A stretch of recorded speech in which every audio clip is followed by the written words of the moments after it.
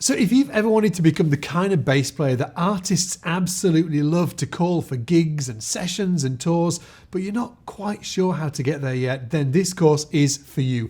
Inside this course, with the mighty Ian Martin Allison, you are going to learn how to develop the mindset, versatility, and sound that will make you stand out as a session player. Over the next few hours, Ian is going to break down the essentials of session bass playing by diving into different genres, demonstrating a variety of different basses, exploring pedals and tones, and sharing real-world concepts and techniques that he's picked up throughout his career. And the best part is, this full course is available for you right here on YouTube, completely free.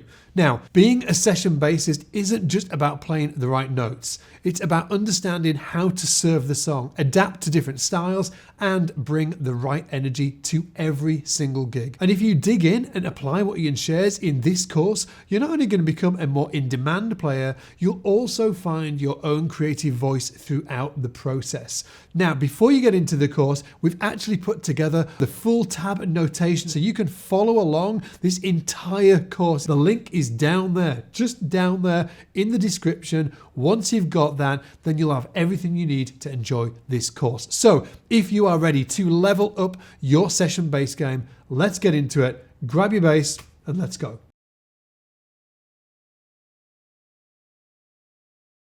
Take one. Oh man. How do you feel about that? I feel pretty good about that. I like the slate very much. I used to laugh, now I'm just able to day. Those pesky peaks and valleys went away.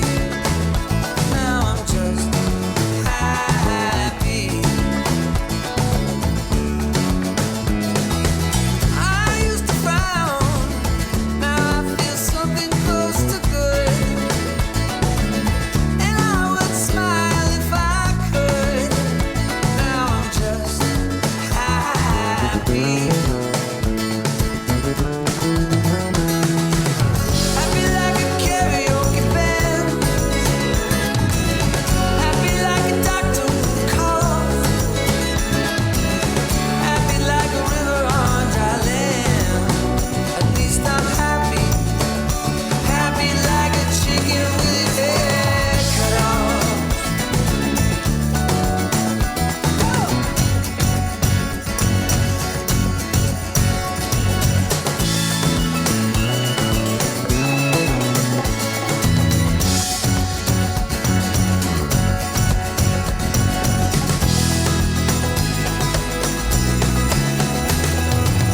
Please take a number and somebody will see you. Please take a number and somebody will see you. Please take a number and Dr. Maxwell will see you now. Please take a number and somebody will see you. Please take a number and somebody will see you. Please take a number and Dr. Maxwell will see you now.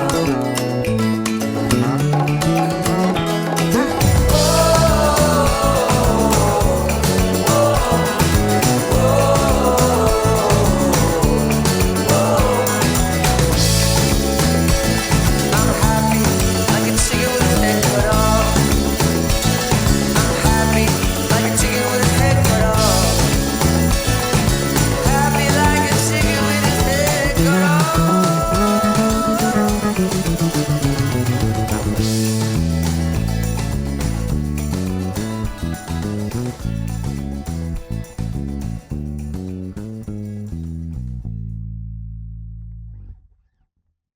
So have you ever been excited in a session or in any kind of playing situation where you got a reference of a specific genre or artist that you were so excited to like cop that vibe?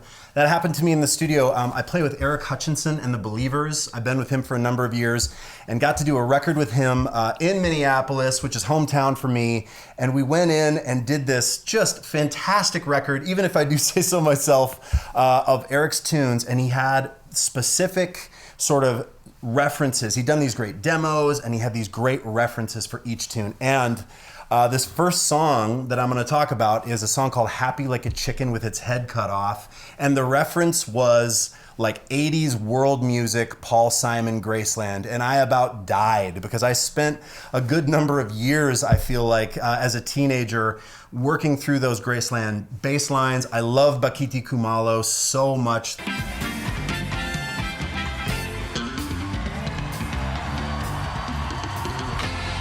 So that as a reference got me really excited. And the chords to the tune that I'll play are A major, D, E, right? And so there's this thing, right? When you're in the studio and someone says, here's the song, and it's maybe an acoustic guitar song, you have to make a bass line. Essentially, I think about creating a bass line like creating a melody. I don't think about, I have to make a bass line that is going to be all the way at the bottom of the song. I mean, obviously I want to serve the song, but if I'm thinking about creating something that isn't just, I'm thinking about melody. So what I did and what I try to do, sort of channel my inner Bakiti, right? But also put the bass down. And instead of playing the shapes that you're familiar with or playing the first thing maybe that like pops into your mind because you're on your instrument, maybe you sing something. So for me, it was hearing those chords, I wanted to hear like the classic triad bass line. With rhythm.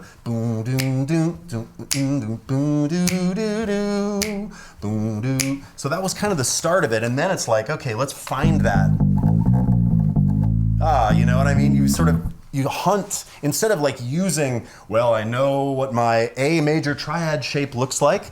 Instead, I like to kind of forget that for a moment. I mean, I've worked through my triads, right? Well, second finger form, fourth finger form, first finger. You guys know the deal, right? But instead of thinking that, I wanted to think about a melody.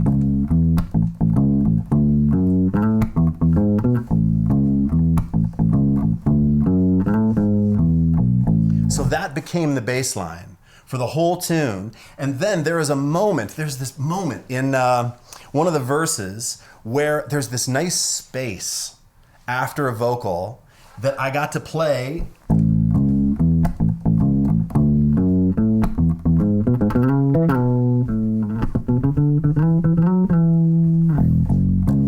So again, I'm not thinking about a bass line at that moment. I'm thinking about what a horn might play. And then trying to find that.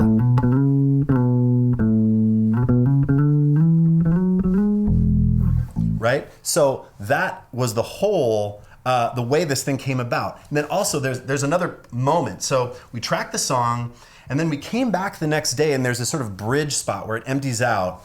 And we're listening to it in the control room. And I remember Brian Taylor, our drummer, was like, man, this moment could use some like bass, like a bass pyrotechnic moment.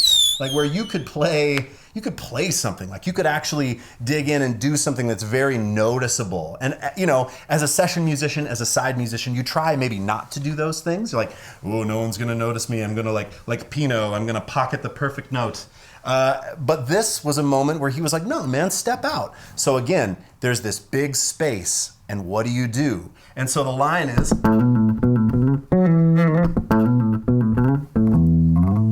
that was singing. That was me going, okay, it's gonna be like,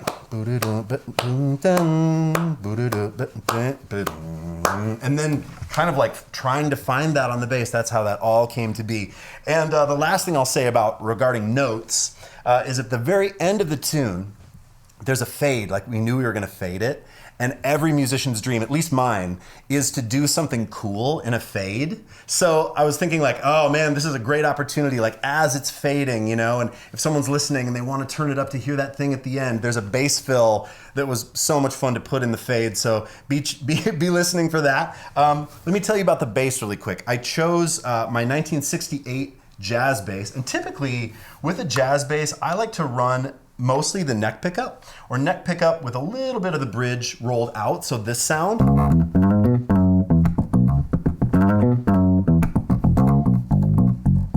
Where it kind of leans P bass. I also have a really old set of Fender flat wounds, 9050s, on this bass, and I love these. I love as they break in how they sound. But I typically do neck pickup on a jazz, tone rolled off a little bit. But I mean, to do the world music Paul Simon thing, right? You maybe want to dial it back to the bridge, and I just a tiny bit back to the bridge. Maybe even a little more.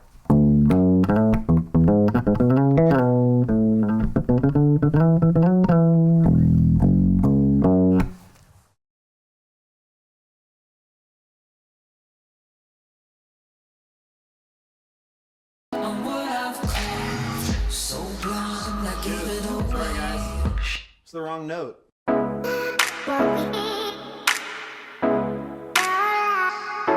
I'm feeling like I've never felt. I'm dreaming like I've never dreamt. But I'm so high on what I've craved, so blind I gave it away. Shattering our overflowing glass. But I've been a dream tonight. We can get out of sight. Delusions are real, and now I'm struggling to see. Oh please, I want to dream my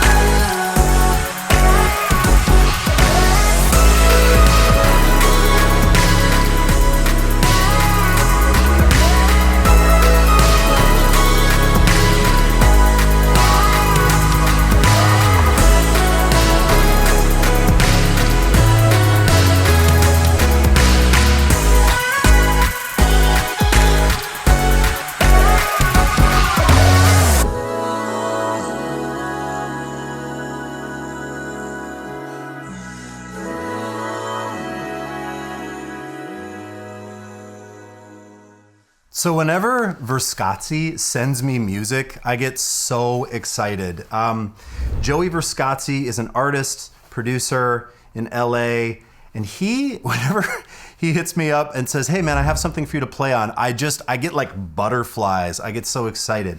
Making those sounds, it's some of the most fun and creative bass playing that I get to do. And so just a little bit about these sounds. I want to tell you about the bass and the sounds and the approach. I'm using my 1968 Fender Jazz bass that I use for a wide variety of things, right? But it doesn't sound at all in that track like the typical, because I have some effects going on, and I'm going to talk to you about that. But 68 Fender Jazz bass with flats. I've got a compressor, okay, that I have fairly aggressively set, and that runs into an octave pedal. And the octave pedal is a 3-leaf octaver, and what I do is I just solo the subs, which is such a cool feature of this. So there's no dry signal, which sounds like this.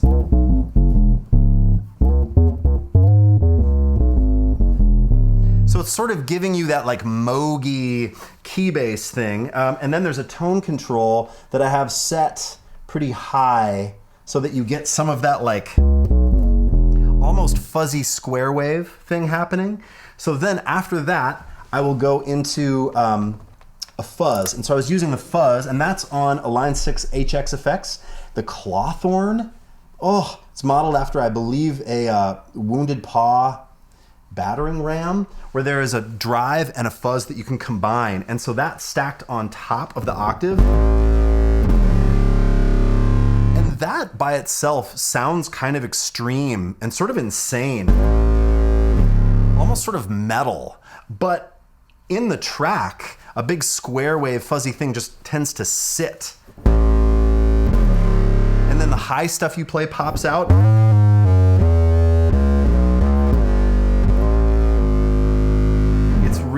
It's really a fun sound. And then you can add chorus.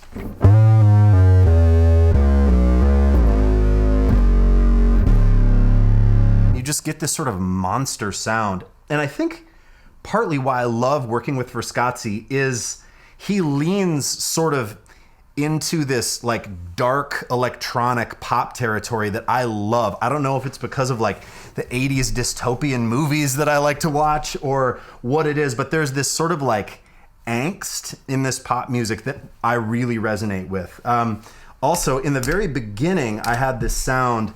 There's a vocal, that, like a low-pitched vocal that I play to, and it's that sound. And where this is a tack synth in the Line 6 HX effects, which I've used for years, and to me, like, it still sounds fresh. So the attack synth does this great envelope backwards thing, and it's so cool because bass, right, always decays. You play a note, and the note goes away. But with this sound, it rises, right? And so it gives me this, it's so cool. I mean, even though the note is dying on the bass, that sound of envelope opening up just is really inspiring to me. It's like the opposite of what an electric bass does, and that's really, the juxtaposition of that is really cool to me. Also, with Joey's stuff, I always listen to it and I think, like what sounds can I make that are gonna make this feel visceral or feel exciting, instead of like, oh, well, I have these pedals and I'm gonna turn on all the things that I would normally use. First of all, like I put the bass down, and it's more around like when that low vocal goes, like I want to do that also. I wanna have a moment. And it's sort of like Foley in a movie, right? Where like there's a sound effect. I'm thinking about this stuff a little bit in terms of like sound effects and creating moments, right? And I think that's so important when you're playing this instrument or any instrument. You get so focused on the gear. And obviously, like I really like gear. I really think about, what octave pedal is gonna be the coolest or whatever. But I think the thing is the sound needs to start from here, or there needs to be an inspiration for the sound before you're just sort of like, well, let's scroll through and find something, or at least I find the biggest inspiration in that, right? So when someone asks me like, dude, what pedal was that? I will always tell you, like right now, like I just told you all of the sounds on that, right? But really it's the wrong question. I think a better question is, what did you want to hear to make that sound? What inspired you to want to make that sound? What music have you listened to? Or like what record did you love growing up that made you want to make those kinds of sounds?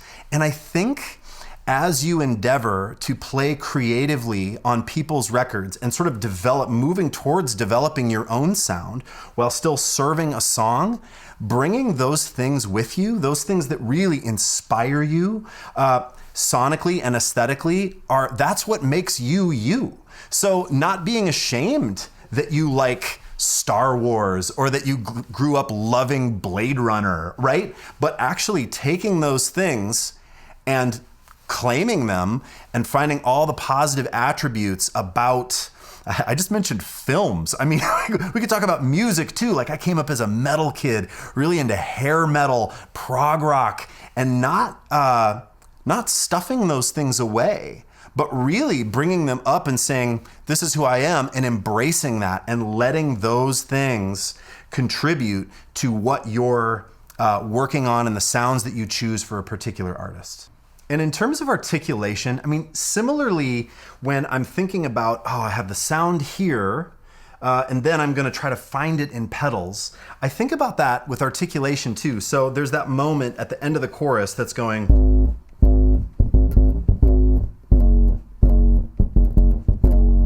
and instead of sliding into the note, which is sort of the common thing, right? I mean, obviously we know, they're guitar players and bass players that are like approaching notes from above and sliding down to them. That's not new. But I think for me, my typical thing, right, is to slide into the note versus that. What a wildly different sound. And what it is, I watched a YouTube video around creating 808 bass lines. And what I never knew is an 808, you've got that percussive like of the note, and then there is this tail that is the like low-end note information that starts from a pitch above and then like settles into the note. And you can sort of mess with the speed of how long that happens. So it's kind of going, and it settles into the note. And then I started to hear that everywhere in pop music. And I thought, well, instead of trying to, get a keys rig and try to actually do that or really be creating that on my computer, why not pick up my bass, turn on the sound,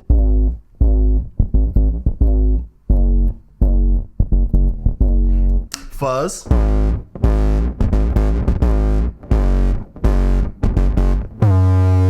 and obviously, right, it doesn't sound like an 808. It doesn't sound exactly like an 808, but again, it's the idea coming here first, or coming from an outside influence where you're thinking, boy, that is such a cool sound. How can I bring that idea or concept to the table when playing for an artist or when playing on a tune?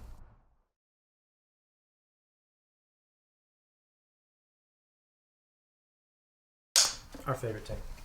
Take two.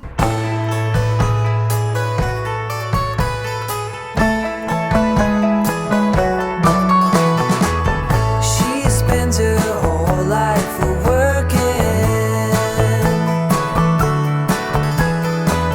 She cleans up after the weekend. You don't hear her complaining, no, she always gets it done. But they call her names, say she's no fun. Saturday is overrated, Friday night is a drag. Sunday morning's heavy coming down.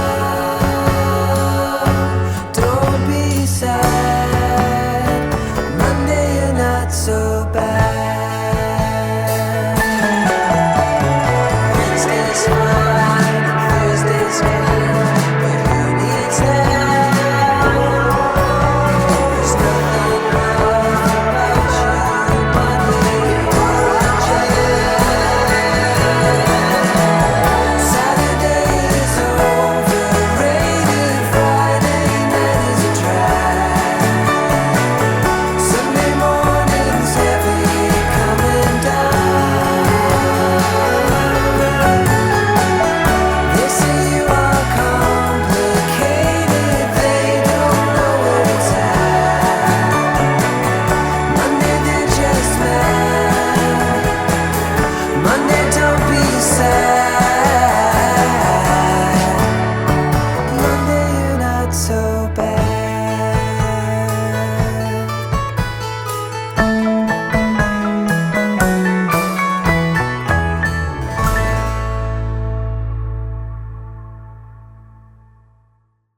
Whenever Jeremy Messersmith goes into the studio to record a record, he told me this, he has a set of parameters or a set of rules that he imposes on himself to sort of contain the project or give it focus. And this one was all about being cinematic. And so having this huge cinematic orchestral pop thing combined with this concept of late stage capitalism. So this bright sunshine 60s vibe combined with this sort of dark social commentary was his framework for the record. And I sort of thought, I wonder if I could have a framework for this record. I've never really thought about it that way. As a side musician, session musician, I've always thought I will bring the right tools, the proper tools for every recording. I will always have, a P bass with flats, a P bass with rounds. I will always, these things, these sort of rules. I remember reading in Bass Player magazine where they're like, you have to have a Music Man and a 5-string, and all these different things. And so I'm, of course I have to have all that. But that's of course not true, right? You can do whatever you want. You can bring whatever you want. All the instruments, effects, amps that you think are going to contribute positively to the recording. So when Jeremy told me about that, like all of these records have had these sort of frameworks, I thought, what if I just limited myself to hollow body basses with flat wound strings for the entire record? And now, if there was something that happened during the record that was really could not have been that. I for sure would have broken it. But it was really cool to sort of help me focus down on, like if I have this vibe and I only have access to these types of sounds for this whole project, it's going to make me think differently. It's going to make me think outside the box for how I would typically show up to a session. So one of the main basses I ended up using was this 66 Guild Starfire bass that I absolutely love. I bought it in Chicago. I was there going to buy another instrument, played this one, fell in love. It's just one pickup. It has these great like rosewood saddles. It's so beautiful. And just the simple tone. I've got old Tomastic flats on it, and I'm playing this with a pick. So a little bit of palm mute. And I also have a little bit of spring reverb coming from the HX effects here. So you get this sort of like plunky with the palm mute and the pick, you get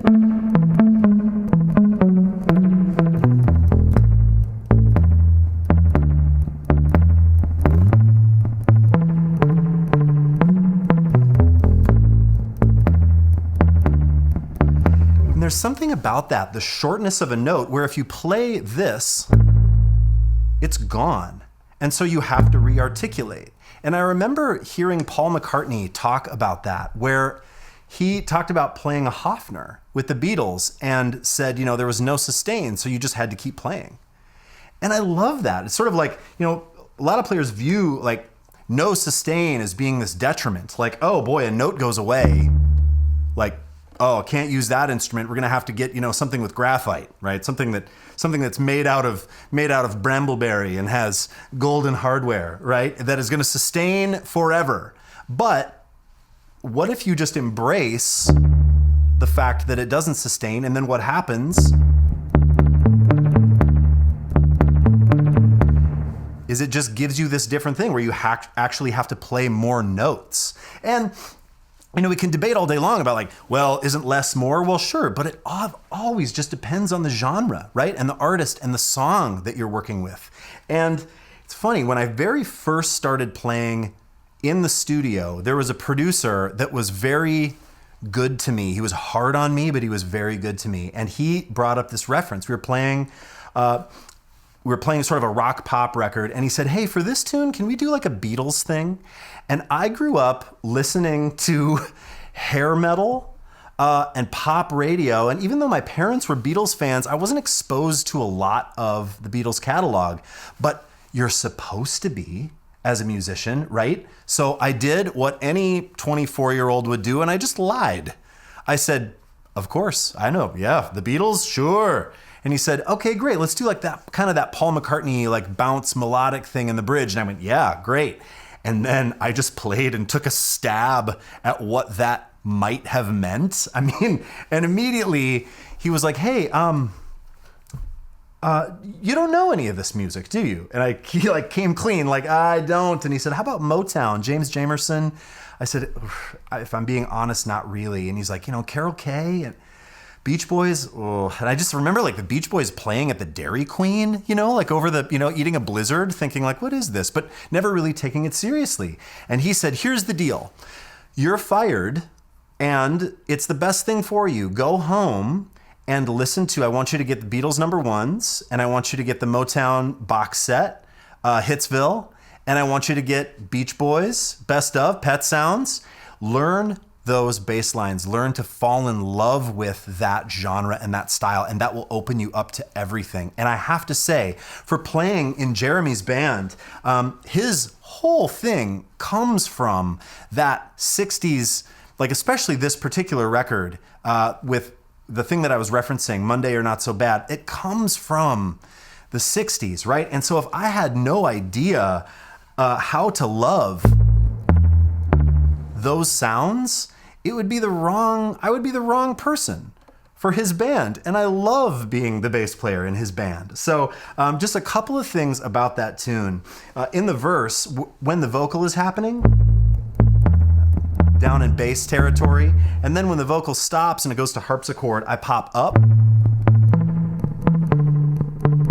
So it just gives this sort of call and response. Even though they're the same notes, sometimes octave range can make it feel like a completely different part, even if it's exactly the same part.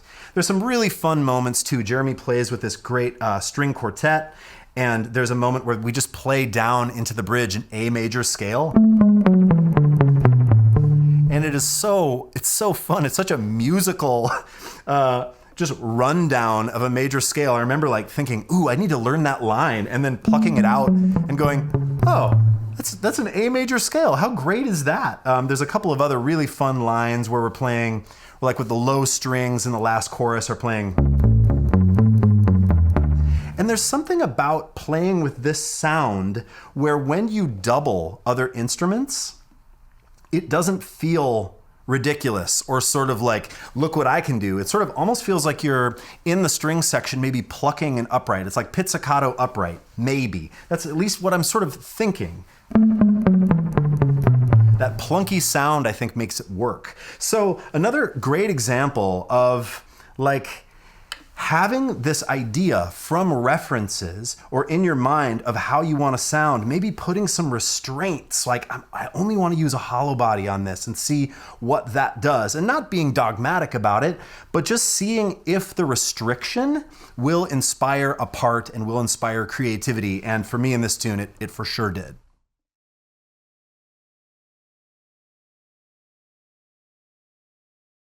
Rolling.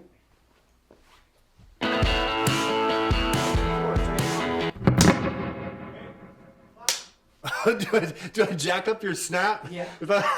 I'm so sorry. Don't jack the snap.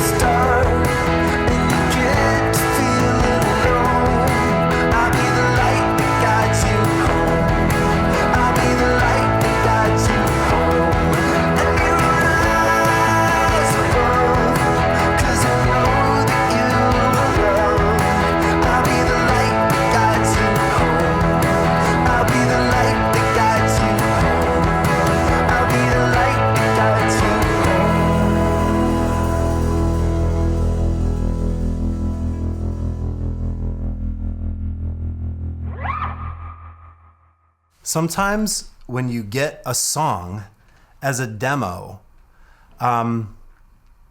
it just hits you in an emotional way and you cry your eyes out like a baby, which is what happened to me when I got this song. This song was written by Max Collins, who is a singer for Eve 6 and Fitness.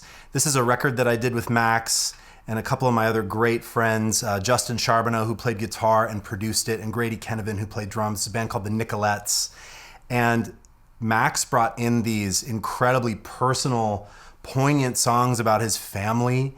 The first verse that you didn't hear, but the first verse is about his mother, the second one is about his father, and the third one is about his uncle and all the things that they've contributed to his life. And I mean, I was a new dad at the time, a relatively new dad, and it crushed me. And I remember just listening to the song crying.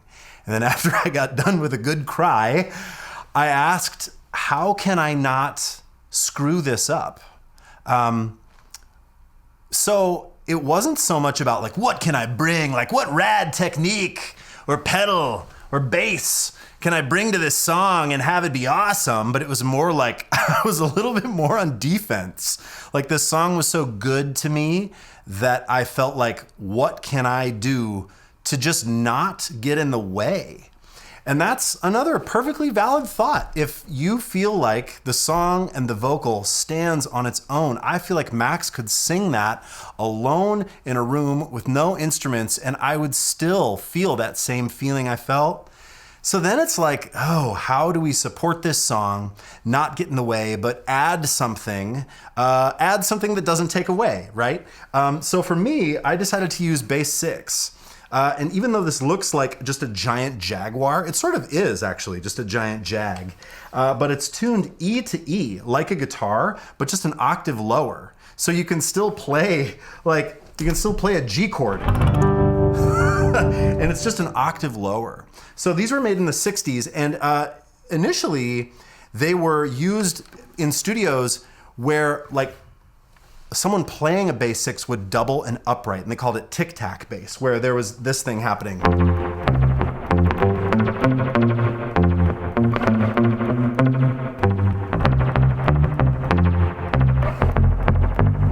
Because the like of the pick on the string would kind of add this definition to an upright, right? So the upright would provide the bottom, the bass 6 or baritone guitar would provide the top. And then there were a bunch of artists that used these instruments. Glenn Campbell played Wichita Lineman on a bass 6. Starts like this.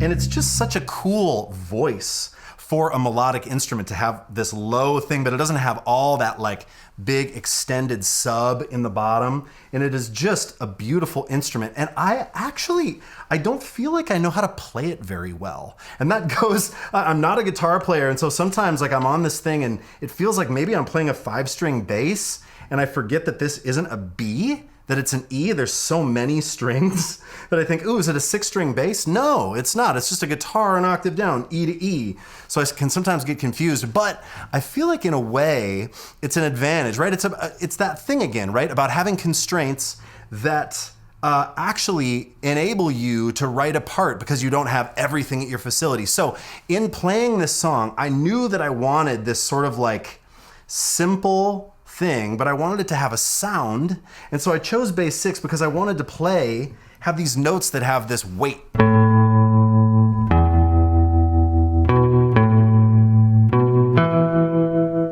And there's like a ringing quality. So I also have a preset on here that I call Tarantino. And essentially it's a spring reverb and a tremolo. But the trick is the spring reverb comes before the tremolo. So when you play, the verb is affected by the tremolo.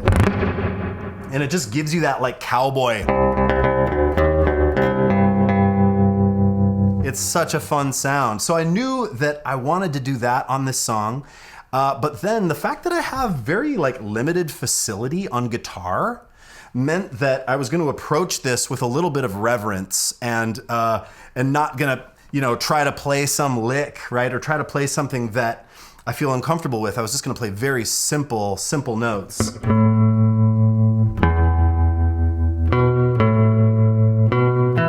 And then when it goes to the second half of the chorus, I'm driving.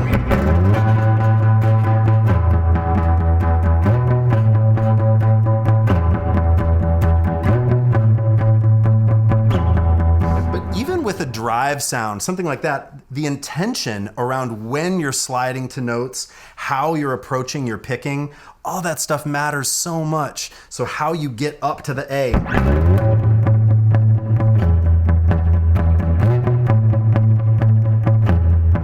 Where you're accenting, where you're falling, that stuff is so important to pay attention to. And then the last thing about this tune, the producer and my good friend Justin Charbonneau loves in bridges. Like if a bridge comes down, he loves for the bass to play something that the bass maybe wouldn't necessarily play. So he's always like, bass will take it in the bridge. I'm like, what does that mean? And he's like, just like take it. I'm like, all right, man. So for me then it was like, oh, let's take that melody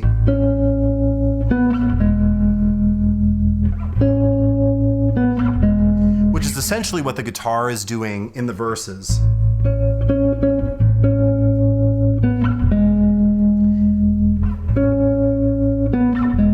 Since I'm not a guitar player and I have very limited sort of chord knowledge in terms of making the shapes, I knew that I just wanted to play an A major with 2 notes, right? And then move to an E major with 2 notes. So just essentially all I'm playing is the root and the third up high like a tenths. But it sounds so beautiful.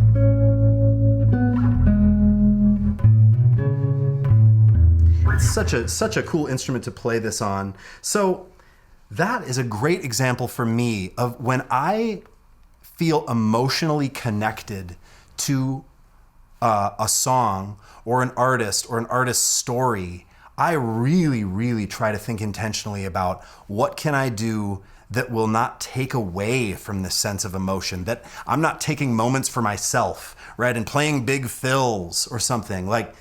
Man, I feel like serving the song is the most important thing you can possibly do. And I was just talking with Matt, who owns the library studio where we are right now, and he was talking about before every session, this is so great, he lets the artist, so everyone sits in the control room, and the artist talks about what the song means that they're about to play, what it meant, if there was any emotional thing that they want to talk about, if there's any just anecdote, story they want to tell around the song, and the musicians listen to that. And I will say, it's been really influential to me. I've been here and done a few sessions, and that really helps put you in the mind frame, in the right mindset, right? Of getting out and playing for the song and not taking too much for yourself.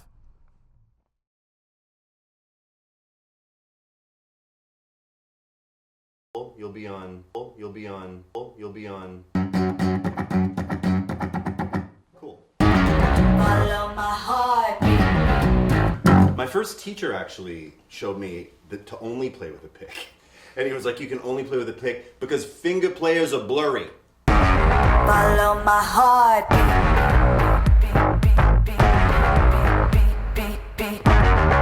Eclipse your worries. Unzip your hurries. Brush off your busy. Wash up your dirty. Air out your doubts. Clear out the clouds. Wind up your sound. Stomp on the ground. Stomp on the ground. Try not to absorb negativity, cuts like a sword. We call that black magic, affecting someone's reality quite drastic. Staying in your lane, play your part, don't get lost in the game. Stay focused, don't get distracted by the hocus pocus.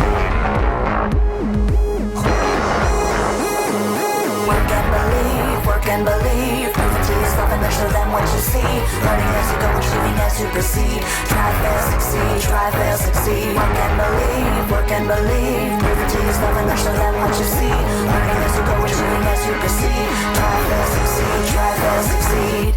Follow my heartbeat. Follow your heartbeat. Follow my heartbeat. Follow your heartbeat. Follow my heartbeat. Follow my heartbeat. Oh, that's Heartbeat by the alt hip hop group Throw the House, Minneapolis, Minnesota. I love playing that song.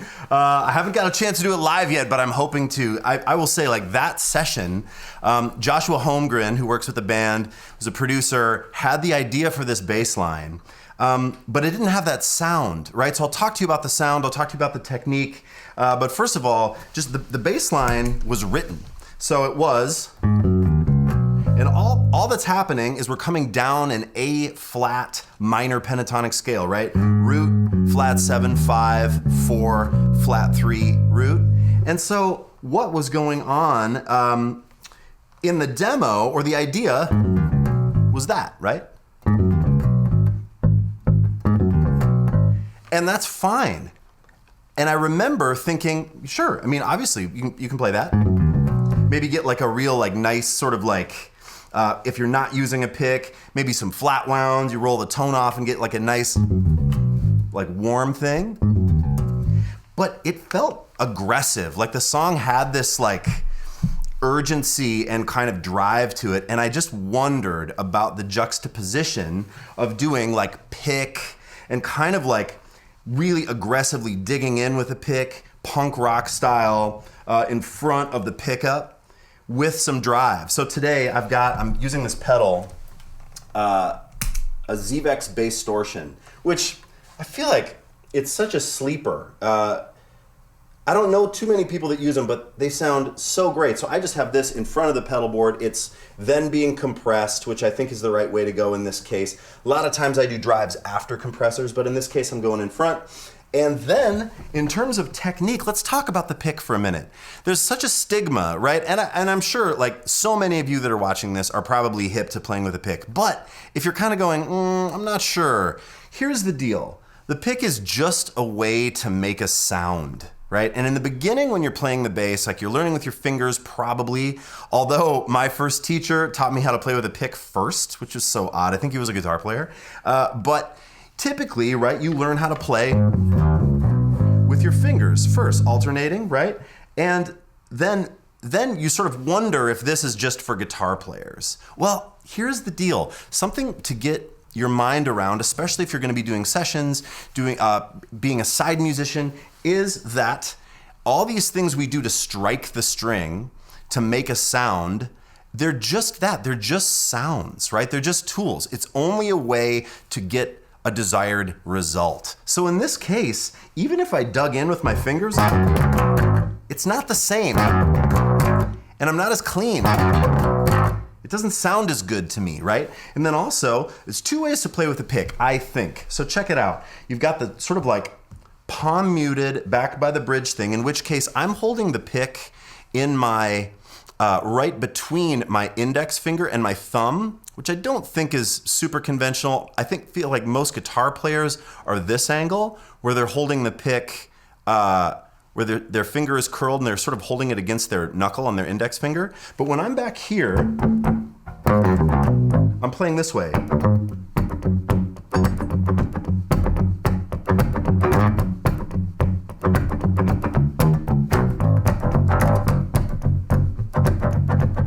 Which I think is good for that sort of style where you're maybe bouncing and playing a groove with maybe some backbeat, that sort of that Bobby Vega thing, right? Where you're almost playing like a full sounding production. Like you can almost hear drums, you can hear a beat, and you've got that mute back here. But Heartbeat is not that at all. I'm switching from that like funky style pick playing to like I'm resting on the cover of the P bass and I'm playing, doing the guitar grip, right? And then I'm striking hard.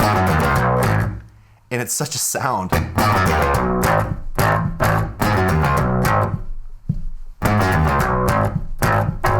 Right? And also, let me just tell you about this bass a little bit. This is a Custom Shop 58 P bass that I love. It has this humongous neck on it. It's like a soft V, so it's really deep. It's wide, like 1.75, like typical P bass, but then it's also really deep, so it just feels chunky and super solid, and it feels like you can just beat it up.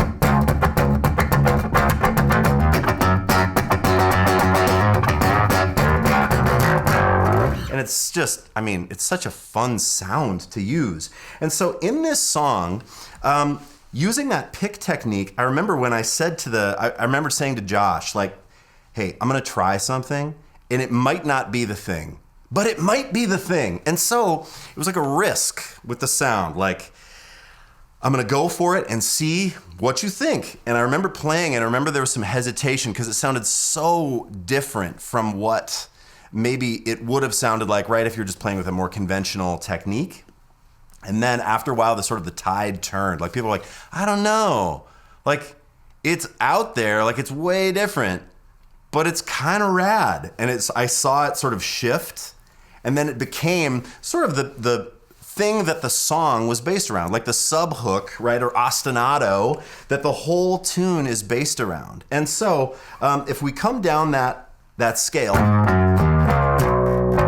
if you're thinking about picking up and down, it's just down, up, down, up, down, up.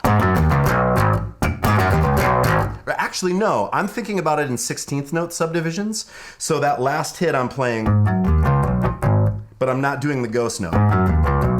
So I'm playing two downstrokes there. And then, but then for the A flats that are 1E and a 2E and a 3E and a 4E, 3E and a 4E, then I feel like if your hand is just moving and you want to hit 3E and a 4E, it has to be 3E and a 4E, down and then an up. 3E and a 4E, 3E and a 4E. And that will keep your hand, if you're playing anything with some kind of difficult syncopation, if you're thinking about your hand as a constant 16th note generator, you can think about that with a pick or with your fingers or with like a double thumb. If you're thinking about just a 16th note generator, find where the downbeats are. They happen to be on the 1s, 2s, 3s, 4s, and all the ands. And then the upbeats are the E's and the U's, right? So 1E and a 2E and a 3E and a 4E. And then if you speed it up, it's like, brings a little bit of sophistication, right, to this sort of nasty, gnarly sound.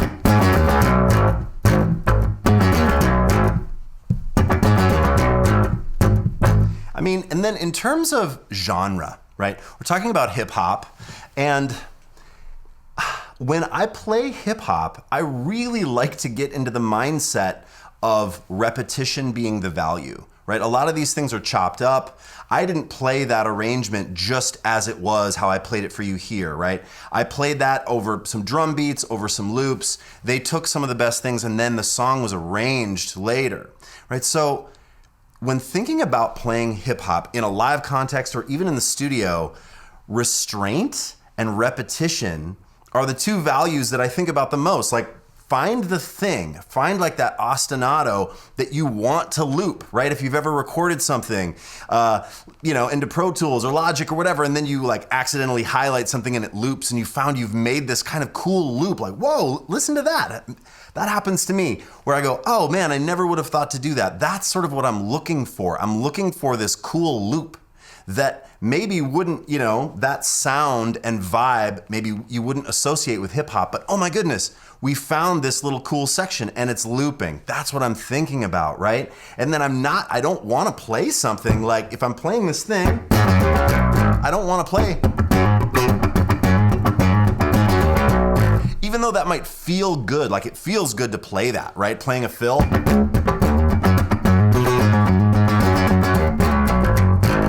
But it wouldn't, that's so self-serving, right? So finding the ostinato and finding that repeating pattern and really deciding for the genre of music that you're working in, like, what are the values? What are the things that I need to really like stick within? What are the parameters, right? And I think that will bring you success.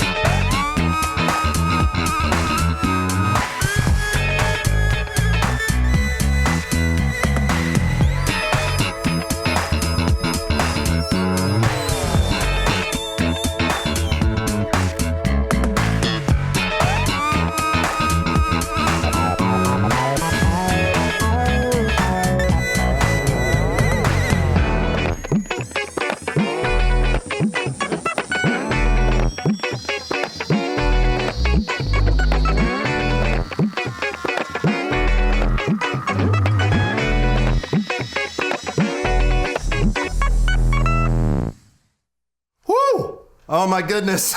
That is so much fun. I just can't help but like smile and be so into that. That's a song called That's My Passport Photo by Cory Wong and the Green Screen Band. That's a song that I actually co-wrote with Cory Wong. And it's funny, I don't know about you, but I have all of these voice memos, right, on my phone, like across like different eras and years. Like when I was into mini disc, right? I had like all these bass licks on mini disc. When I was into, like I had a Zoom recorder, right? I mean, so across, you know, and then different like voice memo platforms. Now on my phone, I feel like I have 100 of these little ideas. And sometimes, like, when I record something, I put a riff in or a lick, or play something, and I go, oh, that feels, boy, it feels like I completed something. But really, the idea, if it doesn't go anywhere, it might make you feel good, but then there's no output, right? And Cory Wong is very high output. So I had this idea, I played this slap thing, right? I had this riff. A buddy of mine told me that it sounds like Toe Jam and Earl, which is just like an old NES game. I think it kind of does. I think that's maybe where like I got the inspiration.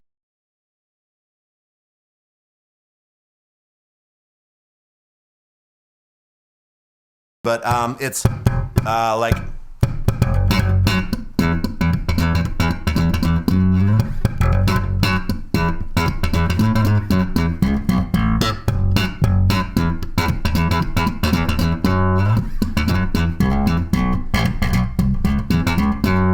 And I had that in my phone, and I thought, that seems cool to me, but it's not something that I'm going to do. Like, it's not something that a record that I would make. Like, this is like this is who I am.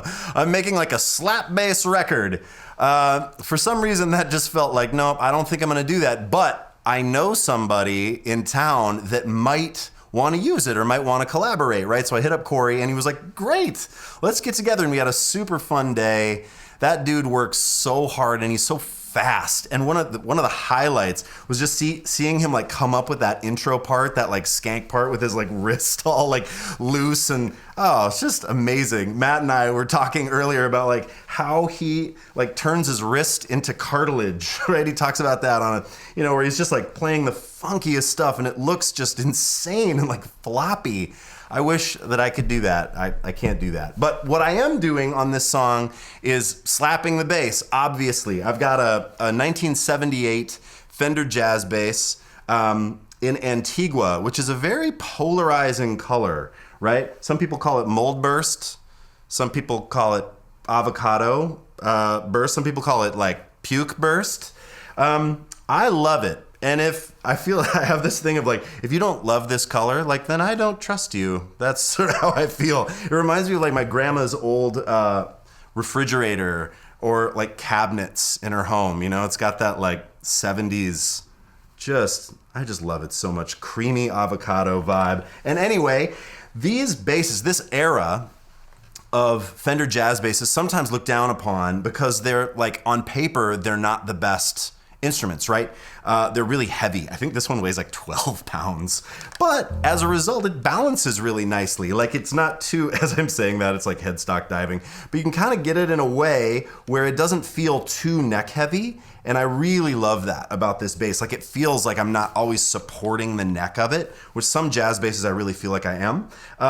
Also, like if you compare it to other basses, it's a little bit thinner sounding, right? It has huge neck pocket gaps. On paper, it's like not a great bass, but it was the first old jazz bass that I bought and I fell in love with it. I sort of like learned how to think about playing a jazz bass with this instrument. And so I fell in love with it. And whenever I try to like, wow, there's got to be a better one and try to find the Holy Grail does not exist, right? Like finding like the best instrument, it's a total myth, okay?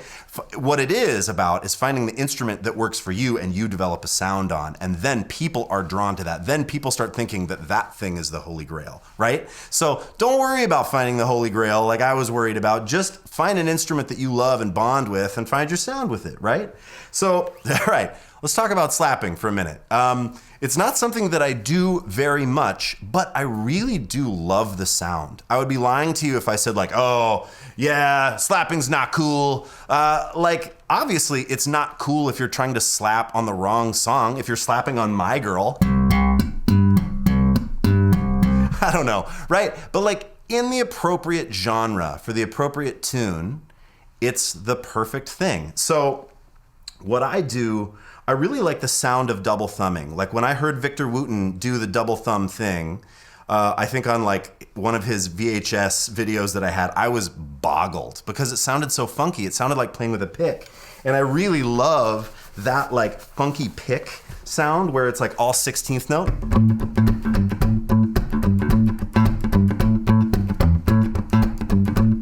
And then I thought like, man, I would love to be able to do that with my thumb.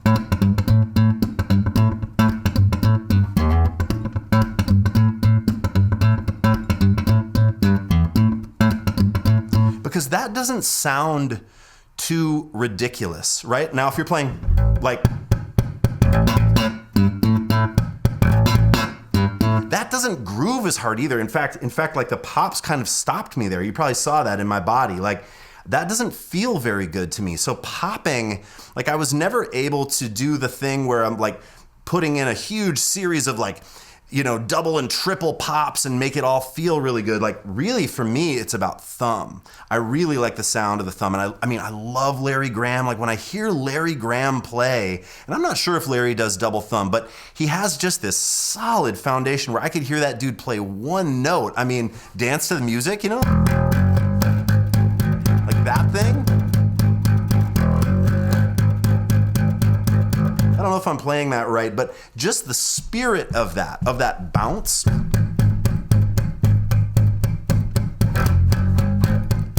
I love the sound of that because it sort of reminds me, like I said, it reminds me of a pick. And the popping sort of throws me. So when I was working on this tune for Cory,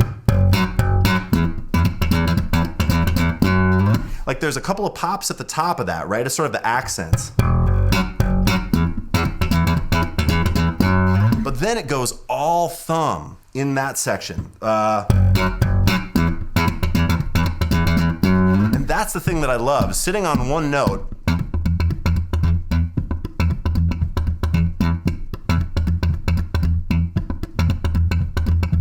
And what I'm doing to make that happen is almost the opposite of what Cory does. Cory has this super loose wrist thing to get the 16th note funk. For me, I'm almost making my thumb and wrist like a lever, and then it's just controlled by my arm. I mean, my wrist is not loose when I'm playing that. I have no idea how I would do that. So what I'm doing is it's coming from my shoulder and elbow, and then to get the up sound, I mean, obviously the down sound, you're working with the bone of your thumb, right?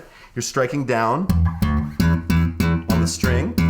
And then I land on the adjacent string, and then to go up, there's just a slight change in the direction of my hand. I'm almost pulling my hand away from the bass slightly, digging the corner of my fingernail in and pulling.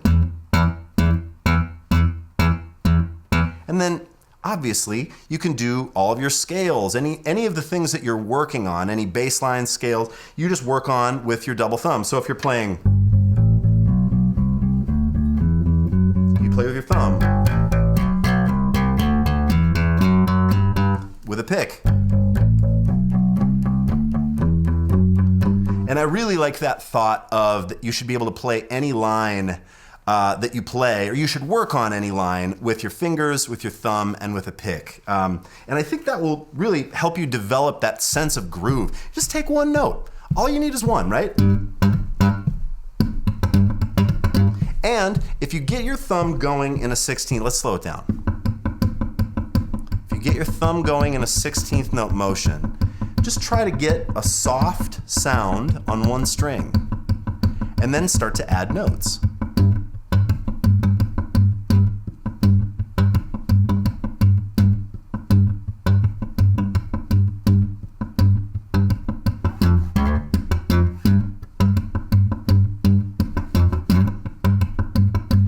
I would be happy doing that all day. I love the sound of that, just like chugging 16th note thing. So that's what really defines Passport Photo, this song. And then let's move on. There's one other sound.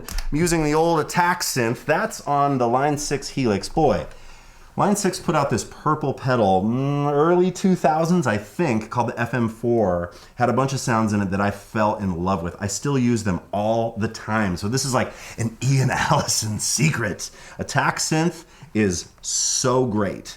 It does the backwards envelope thing.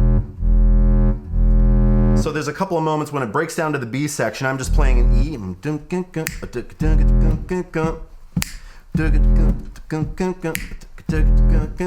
then there's a line that where it's the 5 and then the flat 3 kind of pushing to the natural third, that blue note. And then also squiggles sound really fun with this sound. So, you know, we put a squiggle in, right?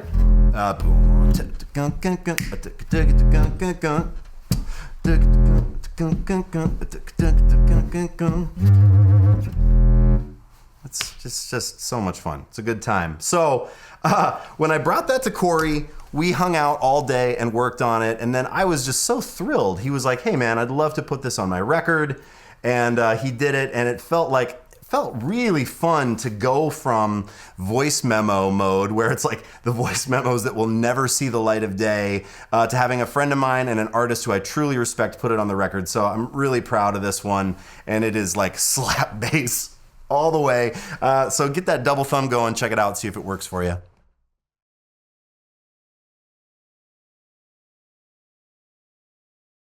Seconds from now. But I don't know how to leave you alone. I don't know how to leave you alone. I don't know how to leave you.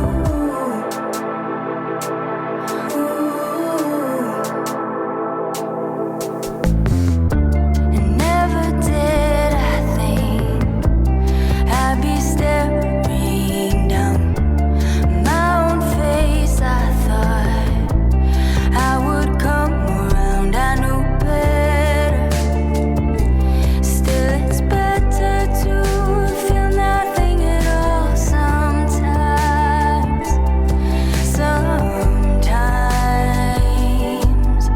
But I don't know how to leave you alone. I don't know how to leave you alone. I don't know how to leave you. I don't know how to leave you alone. I don't know how to leave you alone. I don't know how to leave you. I don't know how to leave you alone. I don't know how to leave you alone. I don't know how to leave you.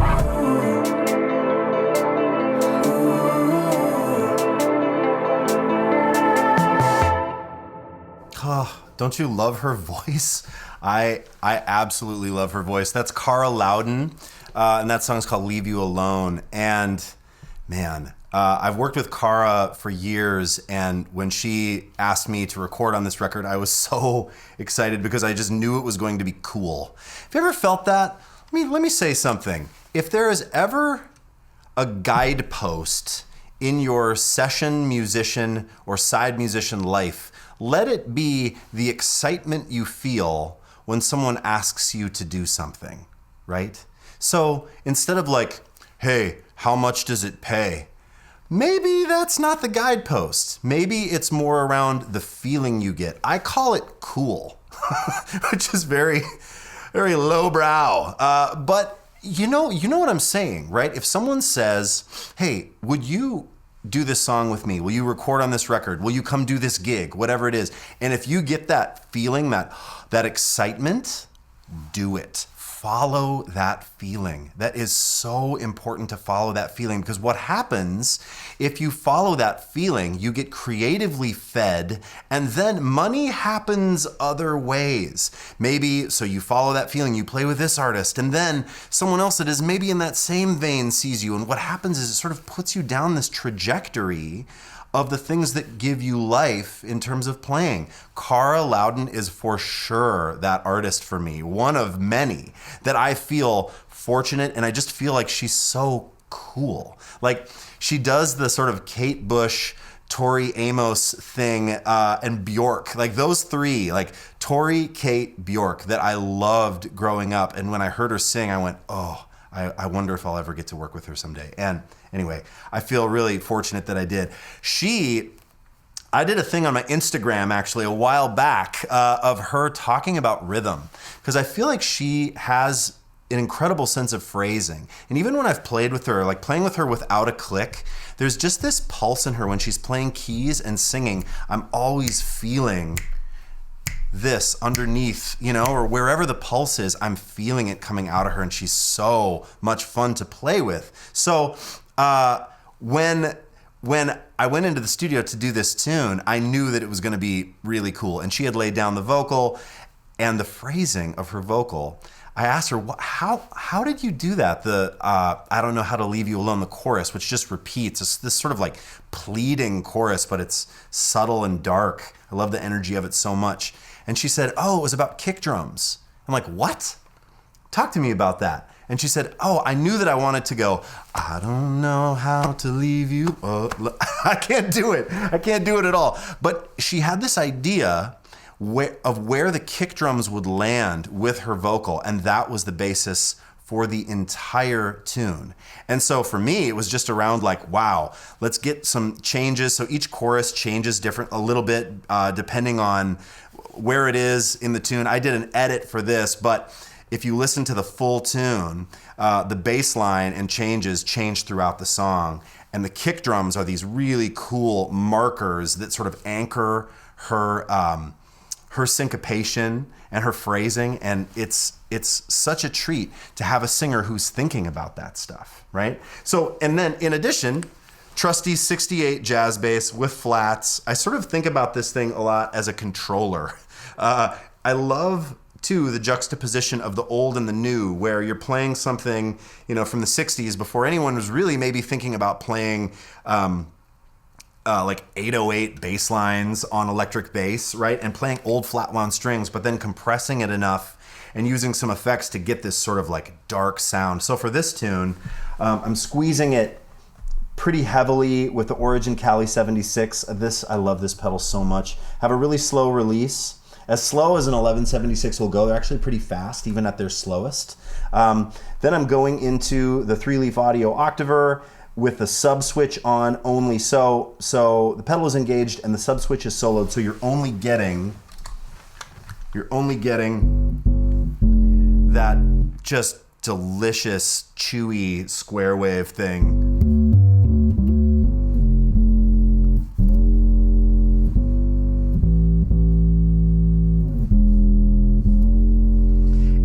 I love playing these sounds with electric bass, because even if you move a little bit, do a bit of vibrato,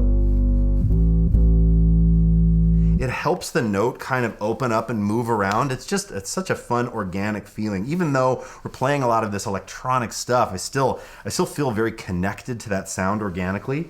Then for this song, I thought, it was giving me this, there's this pleading, this sort of desperation in the chorus. Even though the vocal affectation isn't desperate, the lyric is desperate. And the repetition of, I don't know how to leave you alone, I don't know how to leave you alone. And I wanted a sort of a desperate sound. So here's another 3-leaf pedal, the Your Doom, that is just, it's so versatile and cool. It's a fuzz, but you can do these really low gain sounds that when you're playing, you don't really perceive as a fuzz. I mean, there's a little bit of hair on it, but if you dig, and there's kind of an envelope, it kind of goes ow a little bit.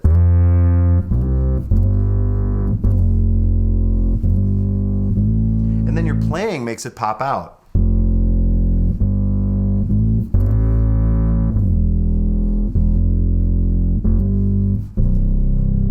It's just a really rich sound. And I sort of felt like when I was making the sound, like I wanted it to feel like a truck, like an old vehicle that was like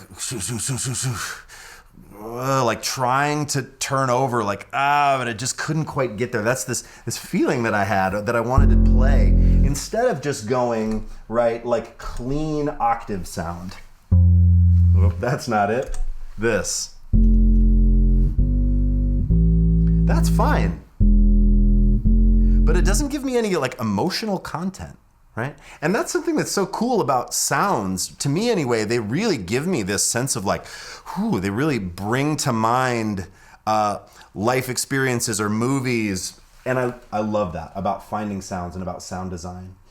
So that's the sound. We've got the 3-leaf octave into the 3-leaf Your Doom. One other thing to talk about with Leave You Alone is this fill at the very end. And I'm not a big bass fill guy. I say that and then I remember back, maybe there's some other lessons where there's some crazy fills like in the Chicken with His Head Cut Off. There's some bass fills in that. But typically I don't want to do bass fills if the music isn't asking for them, right? But Cara at the end was like, I really want you to do a bass fill, but I don't necessarily want it to be notes. I want it to be a feeling or a sound. And so there's that thing that's playing in the chorus. And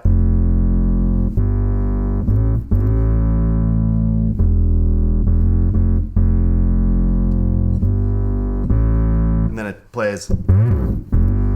And all that is G string slide, D string down slide, and then a G.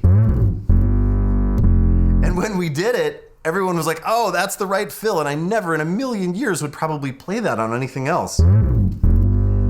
But in the tune, it just felt right. And so that's the thing, right? Thinking about, the lesson here is thinking about your phrasing, right? Thinking about your space, thinking about your sound, and really bringing some intentionality around those concepts to whatever artist, whatever tune you're working on, and really kind of get inside the emotion of the tune and see if you can kind of match that with what you're bringing to the table with your notes, with your feel, with your sound.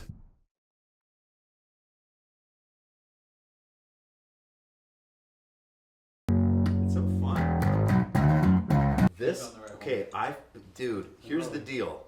Oh, sorry, are we rolling? I went through so many Rickenbackers to find the right thing. A lot of them have this back pickup that's really trebly and that has like a cap that rolls off the low end. So when you switch to the back pickup, you get this nasally thing. Yeah, right. But this one doesn't have that cap and was made to sort of blend, like you can use either pickup, neck, the neck's a little quieter. Bridge. There's still a nice low end there. What I do is I just put them in the middle and slightly favor the bridge. And then you get that like, but with some low end.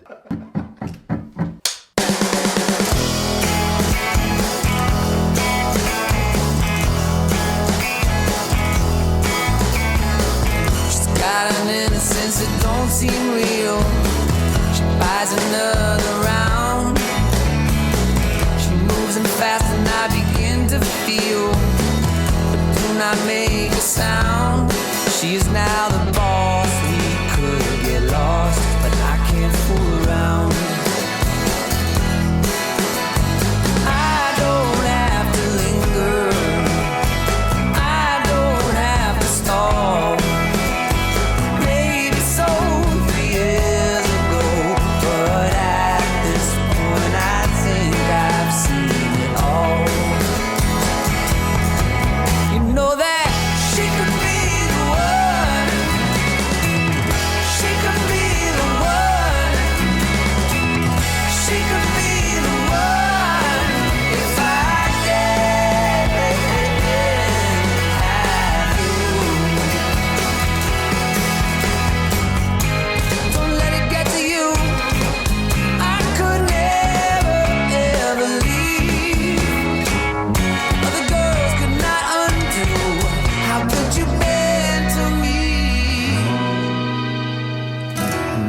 Driving home, I don't look back. I'm bringing you a kiss, but as I stop the car to pump some gas, I wonder where she is. She could be the one. She could be the one. She could be the one if I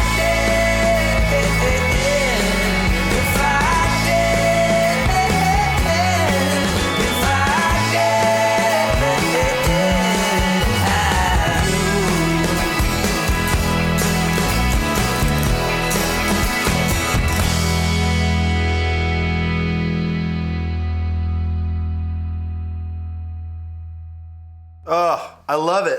I love this instrument. This is a 1993 Rickenbacker 4001 V63, and I feel like I just want to hit it hard. It's got such a fun, and even when you dig in, it's just rewarding. It's like percussive and punchy. All I have going on, I'm not compressing it too hard here. I just have a drive. This is, I believe, the Timmy drive in the HX Effects. I haven't talked a whole lot in this series about how much I love this like amazing audio Swiss Army knife. And that's maybe even like not fair. Swiss Army knife sort of like, oh, it does so many things, but man, this does so many things so well. And the drive in here is the Timmy, I believe, and I have it blended in a parallel path. So I'm getting clean with then another, like the A level is clean. Like, so there's just a clean send, and then there's a side B that goes through the drive. So you get this sort of like blended distortion, but you have all of your low end. The bottom end is all still there. And then you can kind of mix to taste, and it makes something like this really work. I also find that for songs like this, so I just played a tune called She Could Be the One by Eric Hutchinson. That's a song that we did this record called Modern Happiness, and he did this wide variety of tunes on it that had different references, and that one was Elvis Costello reference, and I love Elvis Costello so much. And I was so excited to like write the bass line for this, and even though Costello's guy is more, I think more of a P bass guy, not a Rickenbacker, I just heard Rickenbacker in my mind, and this bass is so versatile because if you've got all knobs up, the bridge pickup is still really full sounding, snarly, but has a ton of bottom end, and then if you switch to the neck pickup, it's that sort of like hollow, like hollowed out vintage thing. So, you know, I was saying to Matt earlier that you've got McCartney.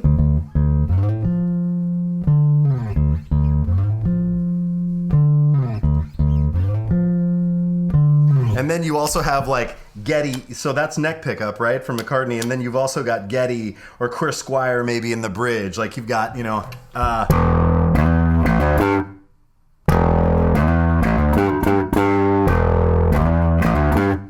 and it's so much fun to play that way. I don't play that way a lot, but this tune sort of called for that, like, that like where you're almost striking the string instead of pulling through the string. But what I do with this bass, I don't go full on bridge pickup. I go in the middle, and then I slightly just roll off the neck to where I can hear it sort of barely favor the bridge. And then I feel like the sound is more balanced versus this. It almost reads a little bit more like a bass instrument in the middle where it's just slightly backed off. So that's kind of how I deal with the Rickenbacker. I also have been through many Rickenbackers to find one that I really like, and this 4001 V63 is such a winner because of the character of the pickups. That sort of mellow vintage toaster in the neck, and then the more like aggressive but still bottom-endy horseshoe back in the bridge. I just love this bass. And so on this tune, really the lesson kind of that I wanted to talk to you about was constructing this bass line. It really gave me trouble. So I wanted to do something that was a little bit irreverent, a little bit punk rock. So I had this thought around like, well, it's hard to do that in a way when you know a bunch of theory, right? Sometimes you know all your modes, right? And well done. You've completed all of your 2-octave modes. Well done. And then sometimes, then for a few years you're playing all that stuff on every gig, and you're trying to like see Dorian, and you're trying to see Locrian wherever you go, right? And sometimes I feel like when you don't know, remember back when you were a kid and you didn't know, or maybe you don't know now, there is a little bit of part of that I miss. And so this tune is an E major, right? and I'm playing a D, which is the flat 7, which is not included in the key of E major, but I did it on purpose. So the tune opens.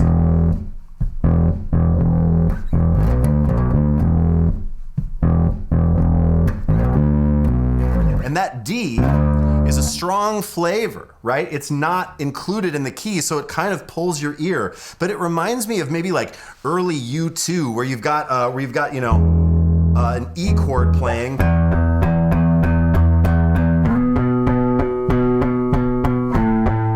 And then you've got the flat 7.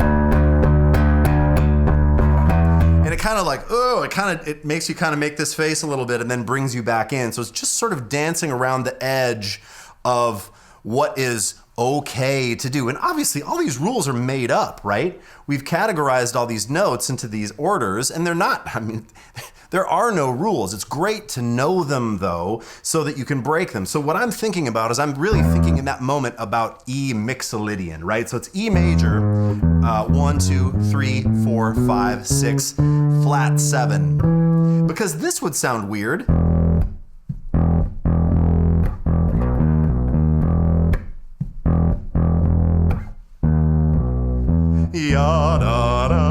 So like very regal. It doesn't sound rock and roll at all. The other thing I tried was this.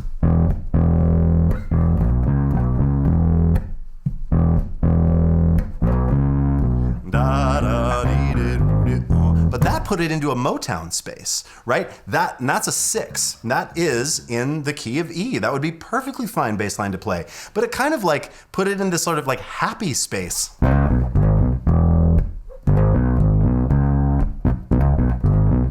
Gives me that vibe, and I didn't want that, and I thought, oh man, could I put in the flat 7 and get away with it? And absolutely. Now to me it just sounds like the song, right? It's almost like you have to have this confidence when you make a choice like that. Just make it. And then if a producer or artist is like, I'm not into that, fine, no problem, change it, but just go for it and make that choice. Because I think it could really, if you're bending your ear to let in other notes, it helps just sort of widen your parameters of what you think is like musically cool and acceptable. Let's talk about the bridge too really quick. So the bridge,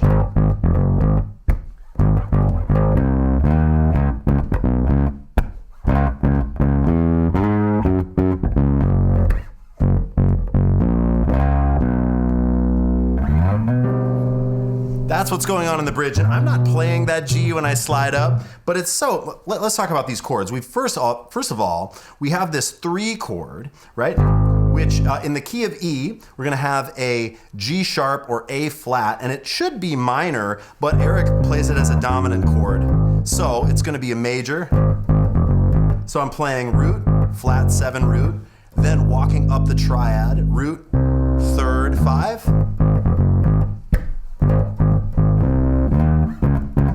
Now a proper 6 chord minor. And then the 5 chord, I didn't use any chord tones, I just came down root or octave, 5th root. Oh, but here's a chord tone.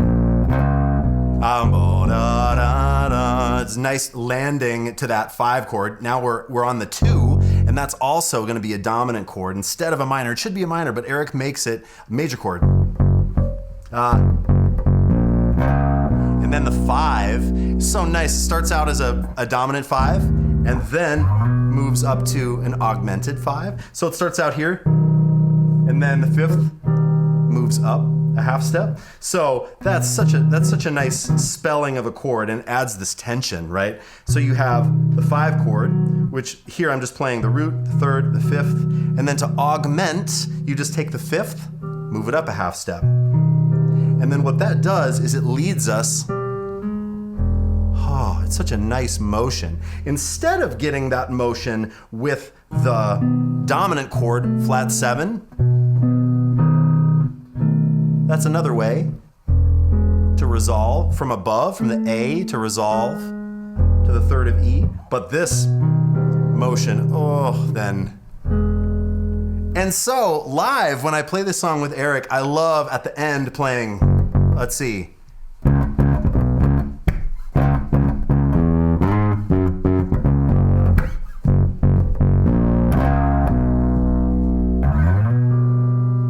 And and just touching the harmonic of that G, it sort of helps to reinforce that augmented chord.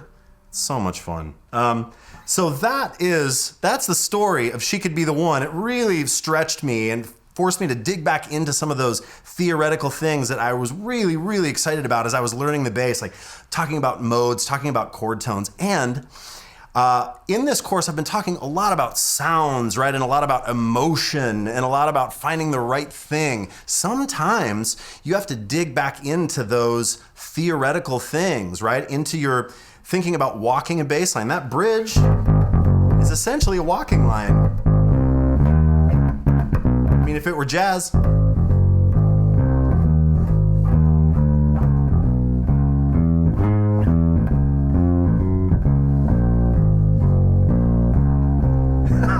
Jazz on a distorted Rickenbacker. It's pretty funny. But that's really what I'm thinking, is I'm thinking about a walking bass line using chord tones to reinforce the chords, but in that rock and roll context with a different sound and a different attitude.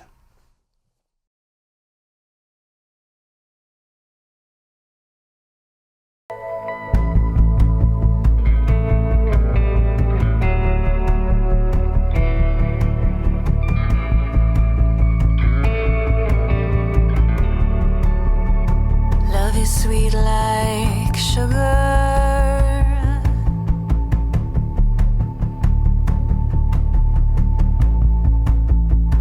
and I crave the taste. I enjoy a bit of danger, no matter what they say.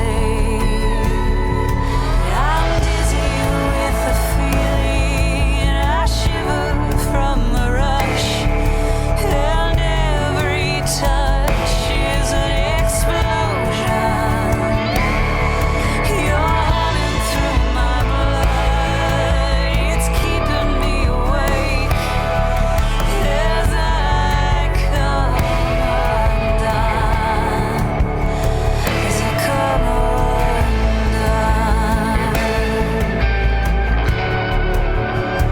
Shiver from the rush.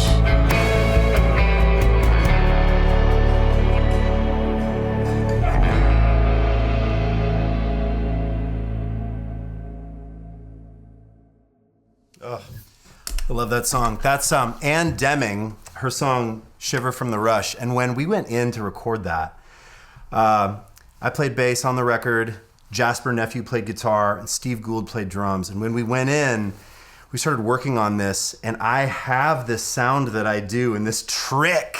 It's like a secret, and I'm gonna totally show you. But I remember when I pulled it up for this song thinking this might work, this thing that I've done for a lot of years in various projects, it might be really the perfect thing for this tune.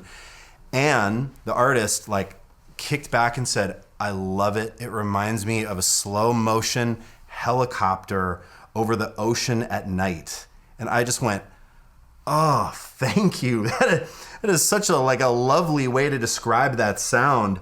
Versus, sometimes people playing with delay. I'll show you the sound. I'm just playing once and the delay is mimicking exactly what I'm playing. And some people are like, oh man, that's cheating, man. The delay is doing half the work. Oh, but it's so much more. There's so much more to it than just playing a note and the delay playing another note. It's the way you have to control your note and how you have to mute. So we'll talk all about it. First of all, check this out. This is a 1974, I believe, Gibson Les Paul signature bass. It's just a big, it's slightly longer than regular Fender scale. It's 34.5 inches long, bridge to nut, and it's just a big monster sounding bass. And I love, for doing the delay robo bass thing, the helicopter at night sound, I love having flat wounds, dead flat wounds, with a bass that has a little bit of a different character in the high end, a little more mellow character in the high end than, say, a jazz bass or a P bass. So this thing by itself just has this warm,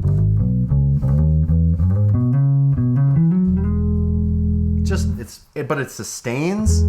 I love this instrument very much. And then if you put an octave on it, so again, 3 leaf 3-leaf octaver, which I love very much.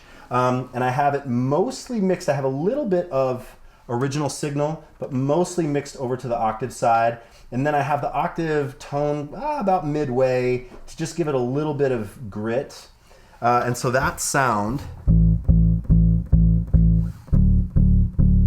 and without the original signal in it, it loses punch, right? You hear that?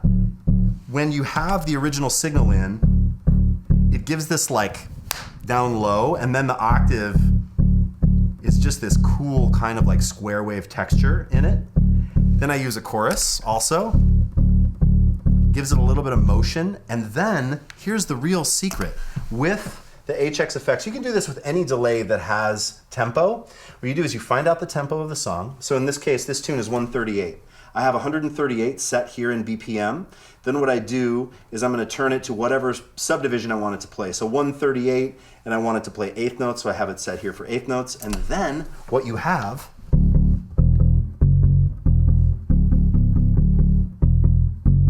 this cool follower, essentially. So whatever you play, it repeats exactly. So I don't have any, like, let's forget about like tape saturation or like low end rolled off, or like in fact, this sound is called simple delay, I think, and it's just exactly what it is. It's an exact copy. So I'm not worried at all with this sound about like the cool character of the decay of the delay. I want it to be like carbon copy, like cloner, right?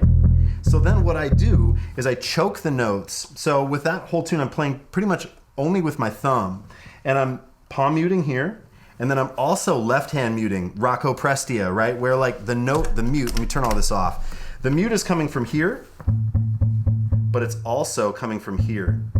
So it really shortens it up. And then when you lay your thumb back on the string, you get this super controlled cutoff. And with this sound, the cutoff is absolutely as important as the attack of the note. So if I were just to play this sound without any muting at all,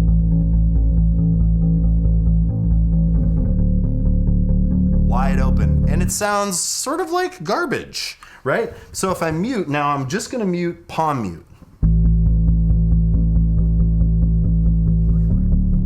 Less like garbage, a little better. And then if I go left hand mute in front also, that's the sound I'm going for.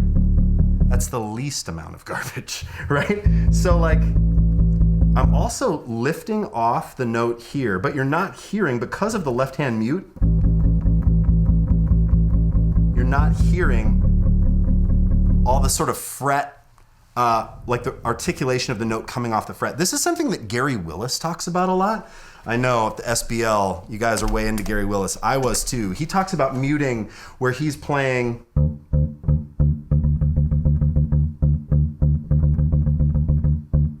instead of this, because you hear every time. And I mean, it's so subtle, but how clean is this? So what he's doing is playing a note and then grabbing it with his fingers.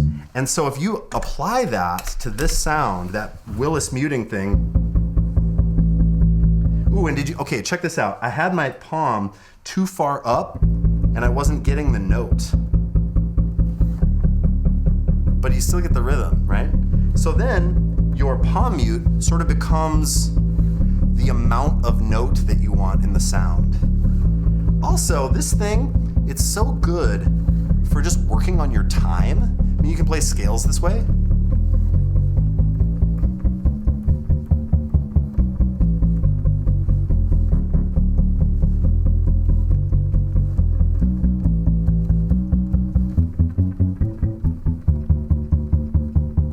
It's just so much fun. And so when I got to do that on Ann's tune, it was a real treat. And then what happens as a bass player, if you fire off that sound, if you're like, hey, like roll the click and just see if this is cool, right? You never want to be like, check it out. Like, I know what the vibe for the tune, but a lot of times, if this starts happening, immediately it changes everything. Immediately, The guitar player doesn't feel like they have to chug or strum, right? The drummer feels like, oh, wow, now I don't have to like play the hi-hat or, you know what I mean? All of a sudden, whoa, if the bass is taking all of that syncopation, then, oh, it opens up everything else. So you heard like the drums are more spacious, right? I mean, there's definitely a thing with me, but then it opens up, you know, big cymbal crashes into choruses, swells. It just lets the drummer be a little bit more free. Also the guitar doesn't have to hang on to any rhythm. The guitar can play a line. The guitar can make sounds, be effects, right? And so I find when it's right, it's so right. And if it's wrong, you totally know that it's wrong, right? But that is, I haven't talked about this anywhere yet. So this is like, right now, this is like exclusive content regarding the slow motion helicopter over the ocean at night bass sound. So check it out. All you need is a delay, an octaver. You don't have to have the chorus, and it's really more about getting your hands together, right? And that muting, both left and right hand muting.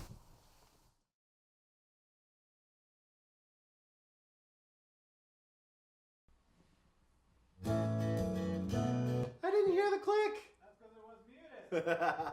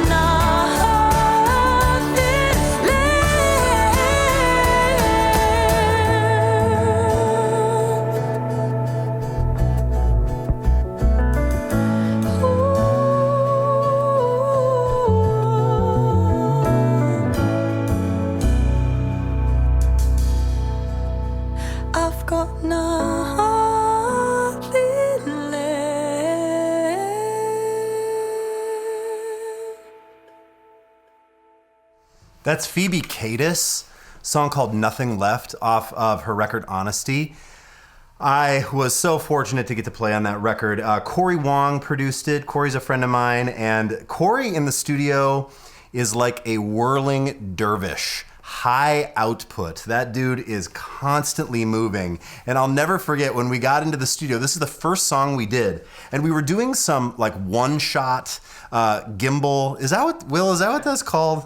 Gimbal shots, like iPhone and a thing, you know, and I'll never forget just feeling this insane pressure of like, oh, right, this is going to be like a Cory Wong thing, like a Wolfpack thing. Like, oh yeah, there's going to be a dude roving with a one shot and we'd never heard the songs before, right? And so there we are. And the first thing Cory said to me was, Ian, this will start with a bass hook.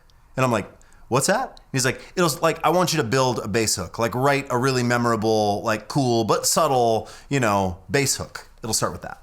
And I was like, yeah, totally cool. And inside, you know, like freaking out. I mean, as much as you play and as much as you think you know about the confidence of any player that you see, I guarantee even the best players, you're thinking about Pino, you're thinking about whoever it is in the studio, when they are called to do something on the spot that sort of exposes their playing, I guarantee there's a little bit of like, ooh, okay, I got to bring this to the table.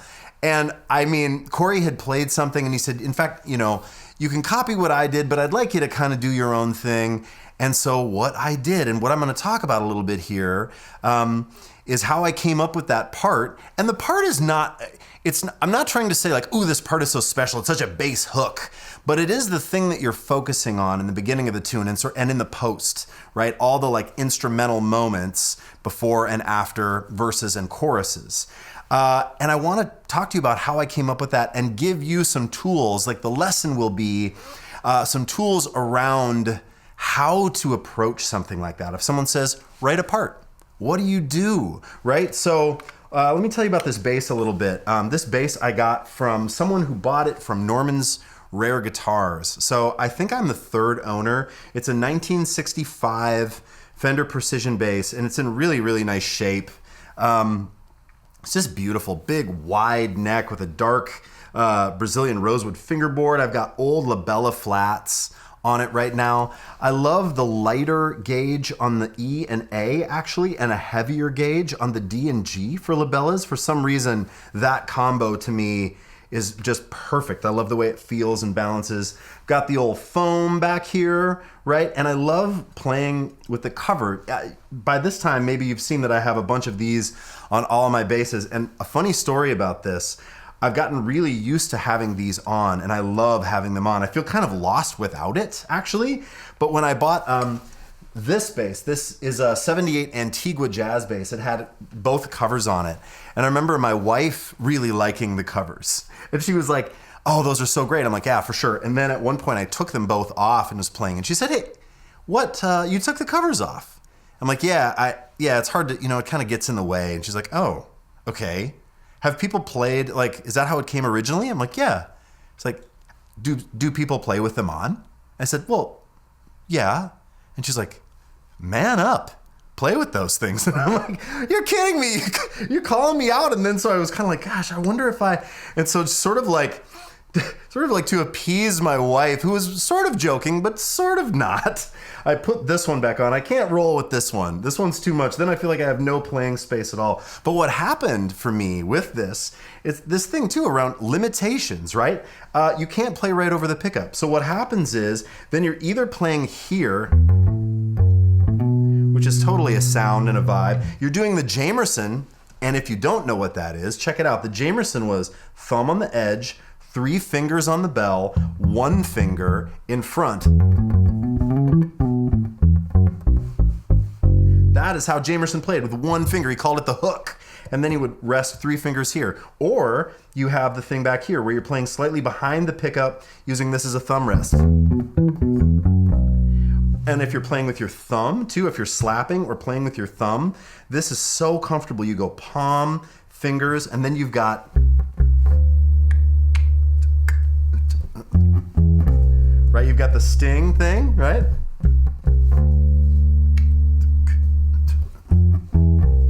So I've learned how to play around this, and now it's become part of how I like to have all my Fenders set up. So anyway, that's the bass, right? I love this bass very much, and I knew that I wanted to use this on this Phoebe tune. And when Cory said, hey, come up with this part, come up with a hook, I thought, I've got to do the thing that I preach, which is not immediately grab the bass and start noodling and overplaying something, but close my eyes, put the bass here, and go and hear the intro of the tune and go, what do I want to hear? And that's what I did. And so that's all fine and good. Here's the part by itself.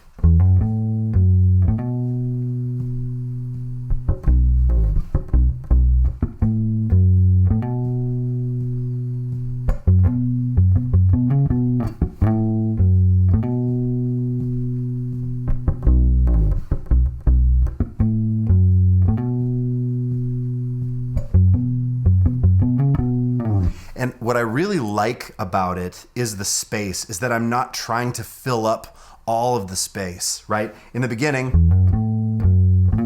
letting that thing hang. But then that low thing answering and really being intentional about where I'm putting the ghost notes.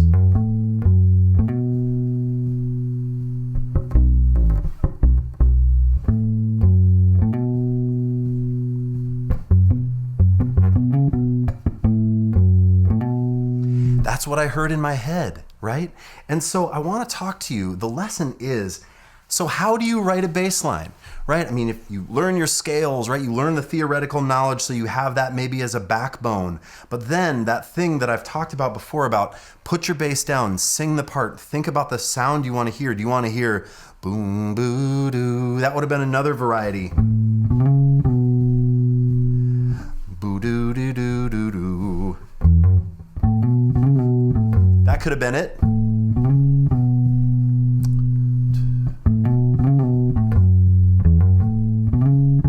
It's not what I heard in the moment though. But I'm trusting that my brain is going to deliver a line to find and play. So you might be sitting here watching this going, oh, that's fine and good, but my brain doesn't deliver me the same lines, or I really struggle, or I freeze up. Here is a really practical way to start thinking about doing this, okay? So let's just take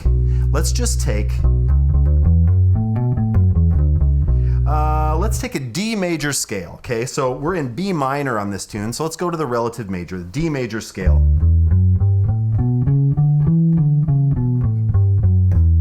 Cool, and I'm gonna maybe play it here. In first finger position. What I think you can start to do is start to sing along with the bass lines you play, and you need to start thinking about distance between intervals. I tend to think about this with numbers.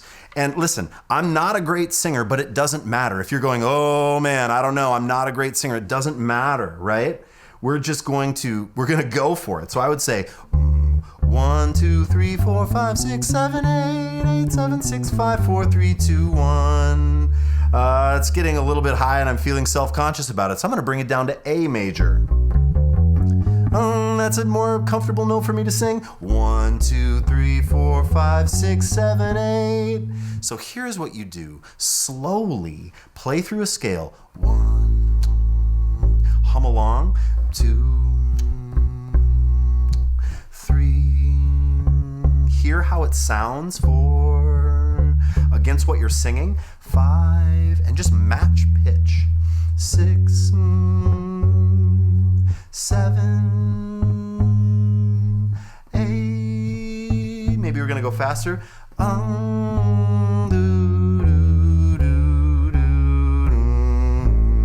I don't have the best pitch. I mean, that's obvious, right? When you're hearing this, you're like, oh, this dude's not a great singer. That is why I am a bass player. But I have a strong sense of melody and I have a strong sense of interval. And that's just from doing this a lot, right? So then the next thing is when you feel like you've matched the pitch of notes, and maybe that's how you learn bass lines, right? Maybe you're hearing boo-doo-doo-doo, boo-doo-doo-doo. You can find it quickly. The next thing to do is start to sing some intervals or play an interval and sing it both ways, right? So if we play thirds, 1, 3, 1, 3. And I really like thinking about this in numbers. 1, 3, like thinking 1, 2, 1, 1, 3, 1, 1, 4. Here comes the bride. 1, 4, 1, 1, 5. Star Wars, my favorite movie of all time. 1, 6, my Bonnie lies over the ocean. Choir. 1, 6, 1, 7. Feels like a circle about to close. 1, 7. We're almost there to the 8. 1, 8 octave, right? So when you're thinking about singing intervals, you can see it. I think about my bass. I'm going 1, 2, 1, 1, 3, 1, 1, 4, 1, 1, 5. And so that discipline. And then, of course, the next step in that is to start thinking about more complicated intervals or maybe a combination of intervals. So what if we did a 1, a 3, and a 5, a triad? 1, 3, 1, 2, 1, 2, 1. Get it together, Allison. 1, 3, 5, 3, 1, 1, 3, 5, 7. There's a major 7 chord. 1, 3, 5, 7, 8, 7, 5, 3, 1. And if you have that 1, 3, 5, 7, 8, 7, 5, 3, 1, then what starts to happen is you hear music and you start to hear a bass line. Your brain generates a bass line or a melody of what you want to hear. So this Phoebe tune was going,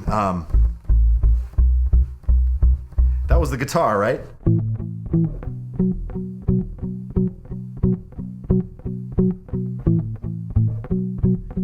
playing an A to a B, and I'm playing, because that's just what I wanted to hear over those chords. And so that is a great way that you can take and develop an idea and put it into a song. Anything that you're working on, lay your bass down, have done the work, do the work in advance, right? And then lay the bass down and trust that you're going to come up with something. And then when you do, find it on the instrument. It is such a rewarding way to write parts.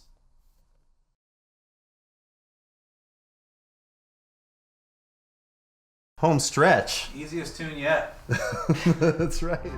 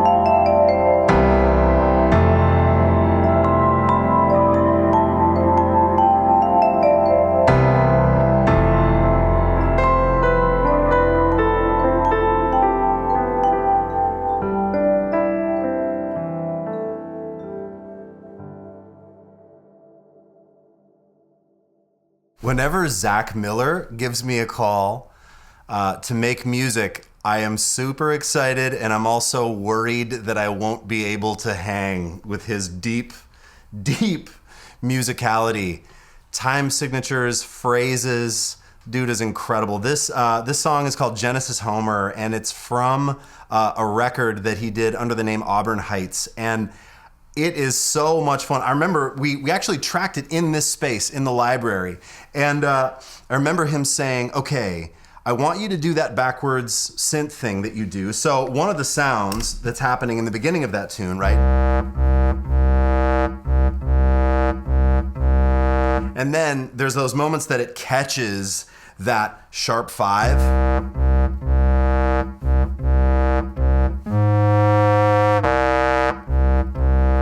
And that's an interesting thing about this sound. If you don't re-articulate, the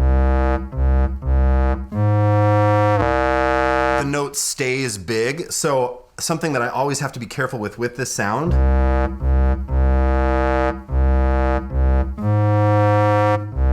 is shut down the previous sound before you re-articulate the other. But it's so fun and expressive to play one of those notes and then give it a little vibrato at the end.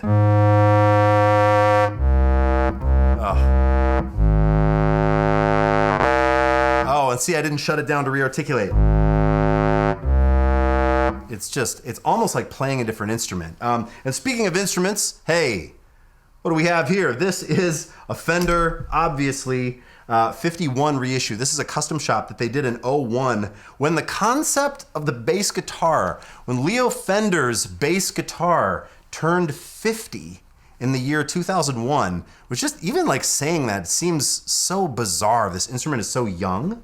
The custom shop reissued these and did a bunch of things that very like detailed features, like did, the Phillips head screwdriver here, but just the flathead screwdrivers in the Bakelite pickguard. Really fun, super nerdy stuff. And I, being a super bass nerd that I am, was really excited to get one of these. And again, it's that thing that I really love of the old world, this like really classic design combined with these new sounds. I love that concept and that aesthetic so much. So we've got, hey, my trusty sound, this attack synth thing that's in the Line 6 HX effects.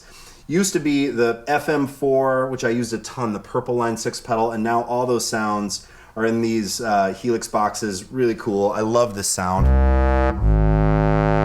So that's what's going on in the sort of A section, and then it gets to one of the most like fun bass line things that I have played in recent memory. This moment where Zach said to me, okay, here's this breakdown section, and then the bass is gonna take this spot, and I have a line written. And he showed me the line, he played it on piano. I was like, oh, that is a really beautiful line. He's like, yeah, I just want it to be bigger. And I'm like, oh, like play it bigger? He's like, no, put the sounds on it. I'm like, oh, and he said, like, kind of, and he used this description. He said, sort of like Hans Zimmer meets Godzilla. And I said, oh, you're speaking my language. I love that. I love film reference and thinking about sounds in that way. So synth string also in the Line 6 from the FM4 days.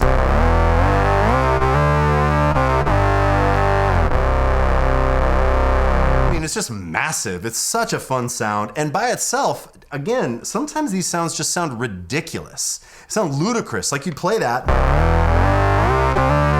and someone would say like, there's no way you can get away with playing that, but you'd be so surprised like how much gain and how much fuzz you can have on a low frequency sound, and it just sits in a track. Like you kind of just push the fader up until, oh, that bottom end is sitting and you hear the texture of the top. It works great. I find that these sounds work really well across like all different styles of music. And so this, we're talking about cinematic instrumental music here.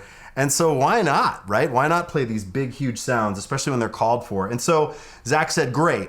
I love that sound, but it's like, that sounds like a digital fuzz. And Zach is a drummer, that's his main instrument, but he also plays a ton of other instruments, and he has really great language around sound and aesthetic. He's like, that feels really digital to me. I'm like, it absolutely is. He said, can we do, let's do that, but let's combine it too with a sound that's maybe a little more analog, like a little darker fuzzy, but like maybe more mid-range, a little darker. So I have, the Electro-Harmonix based micro synth here, which is so versatile, can do so many things.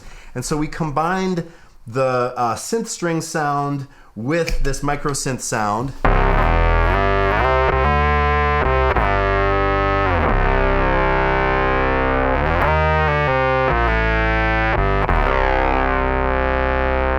And that just by itself, I'm kind of like immediately I want to get rid of some of the mid-range. I kind of want to make it sound a little bit more like the synth string thing, because that sound just like gets me here a little more. But the cool thing is the synth string sound is this sort of scooped thing, right? Where you've got a bit of a bowl sonically, where like maybe frequencies from about 500 to 1.2 are sort of like scooped out, and then this thing has those frequencies in. So it's sort of like, I think about it like putting a ball in the basket, right? You have this scooped sound, and then you have this mid-rangey sound, boop, that just drops in, right? That's sort of how I think about it. Ball in the basket. Here is the scoop sound.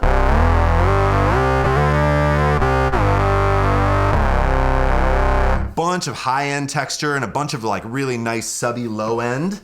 And here is the ball.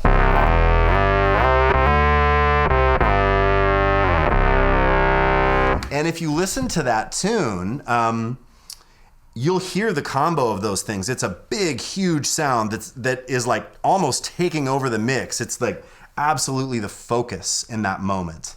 And it was so fun to get to play a sound like that and have that moment for the bass. But I wanted to talk to you, the lesson in this, not so much about the sounds, although that's really fun, but, you know, he played that for me. Zach played it for me on piano. Oh. That's it.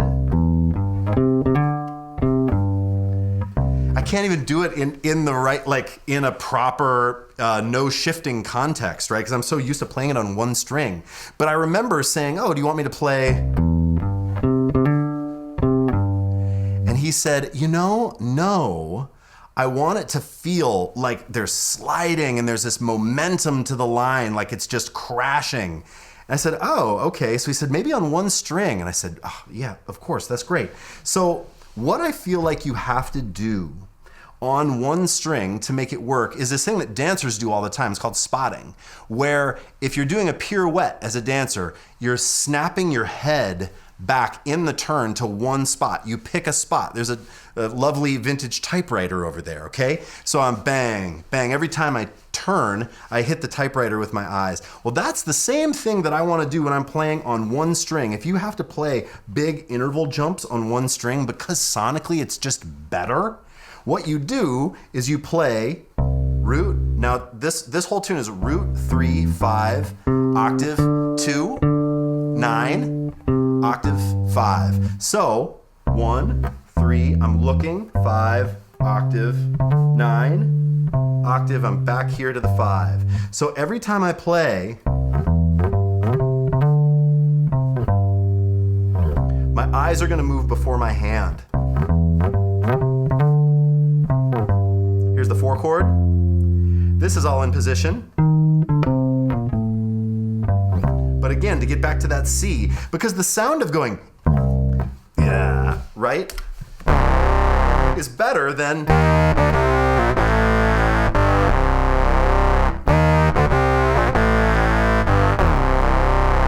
there's just something visceral about it, landing on that last note. I mean, how fun is that? So thinking about accuracy in these moments, I think about that dancer trick of spotting every time. And now one other thing that I want to mention regarding, so when I played this in position, you'll notice when I play that D, dead spot, right? And if you play a wooden necked bass, you definitely have run across this, right? So the D on this instrument is really falls away, okay? These ones are way better, like the D flat, the D sharp. I want to show you, since I heard it, I thought, oh, I should talk about this. But now listen to this. Crazy. Like how, like there's this, and then there's this. Same note, what is going on? Dead spot. Alive.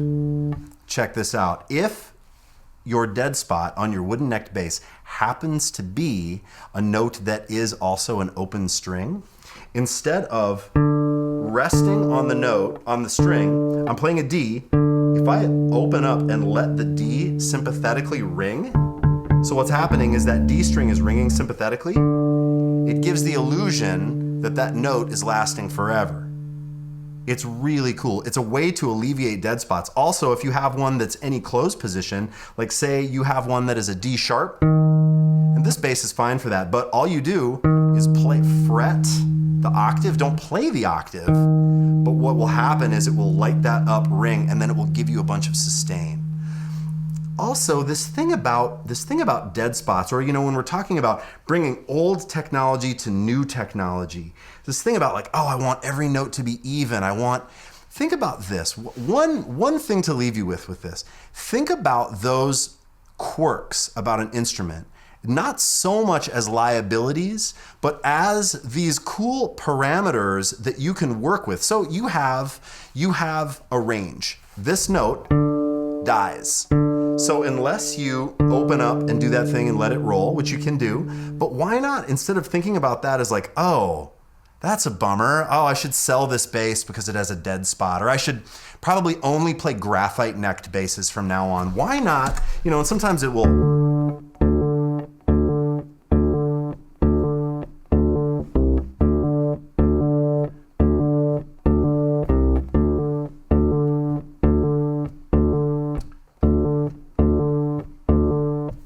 Dead spot makes the note jump to another octave, and right there I'm thinking about writing a bass line around it. Now if it didn't do that, if I played the D here,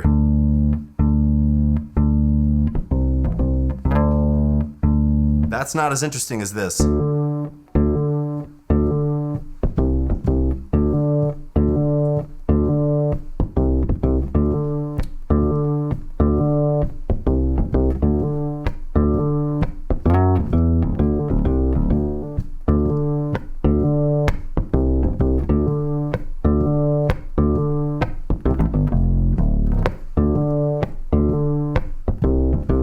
How it was glitching was making me think of it as a swing for some reason. Boo-ding, boo-ding, boo-ding, ka-dun, ka-dun, where the glitch was the downbeat.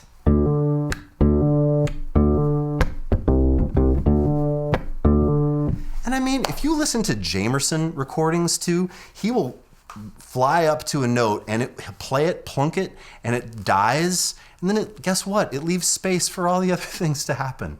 It's lovely. So in thinking about an old instrument in a new context, turn those things that you go, oh, this is a crappy aspect of it. Just flip that and go, how can I use that limitation to maybe write a part or be creative? And obviously, if you need a long, sustaining high D note, play it somewhere else. That's a fine sounding note. Or you can also do the open string trick, which is pretty great.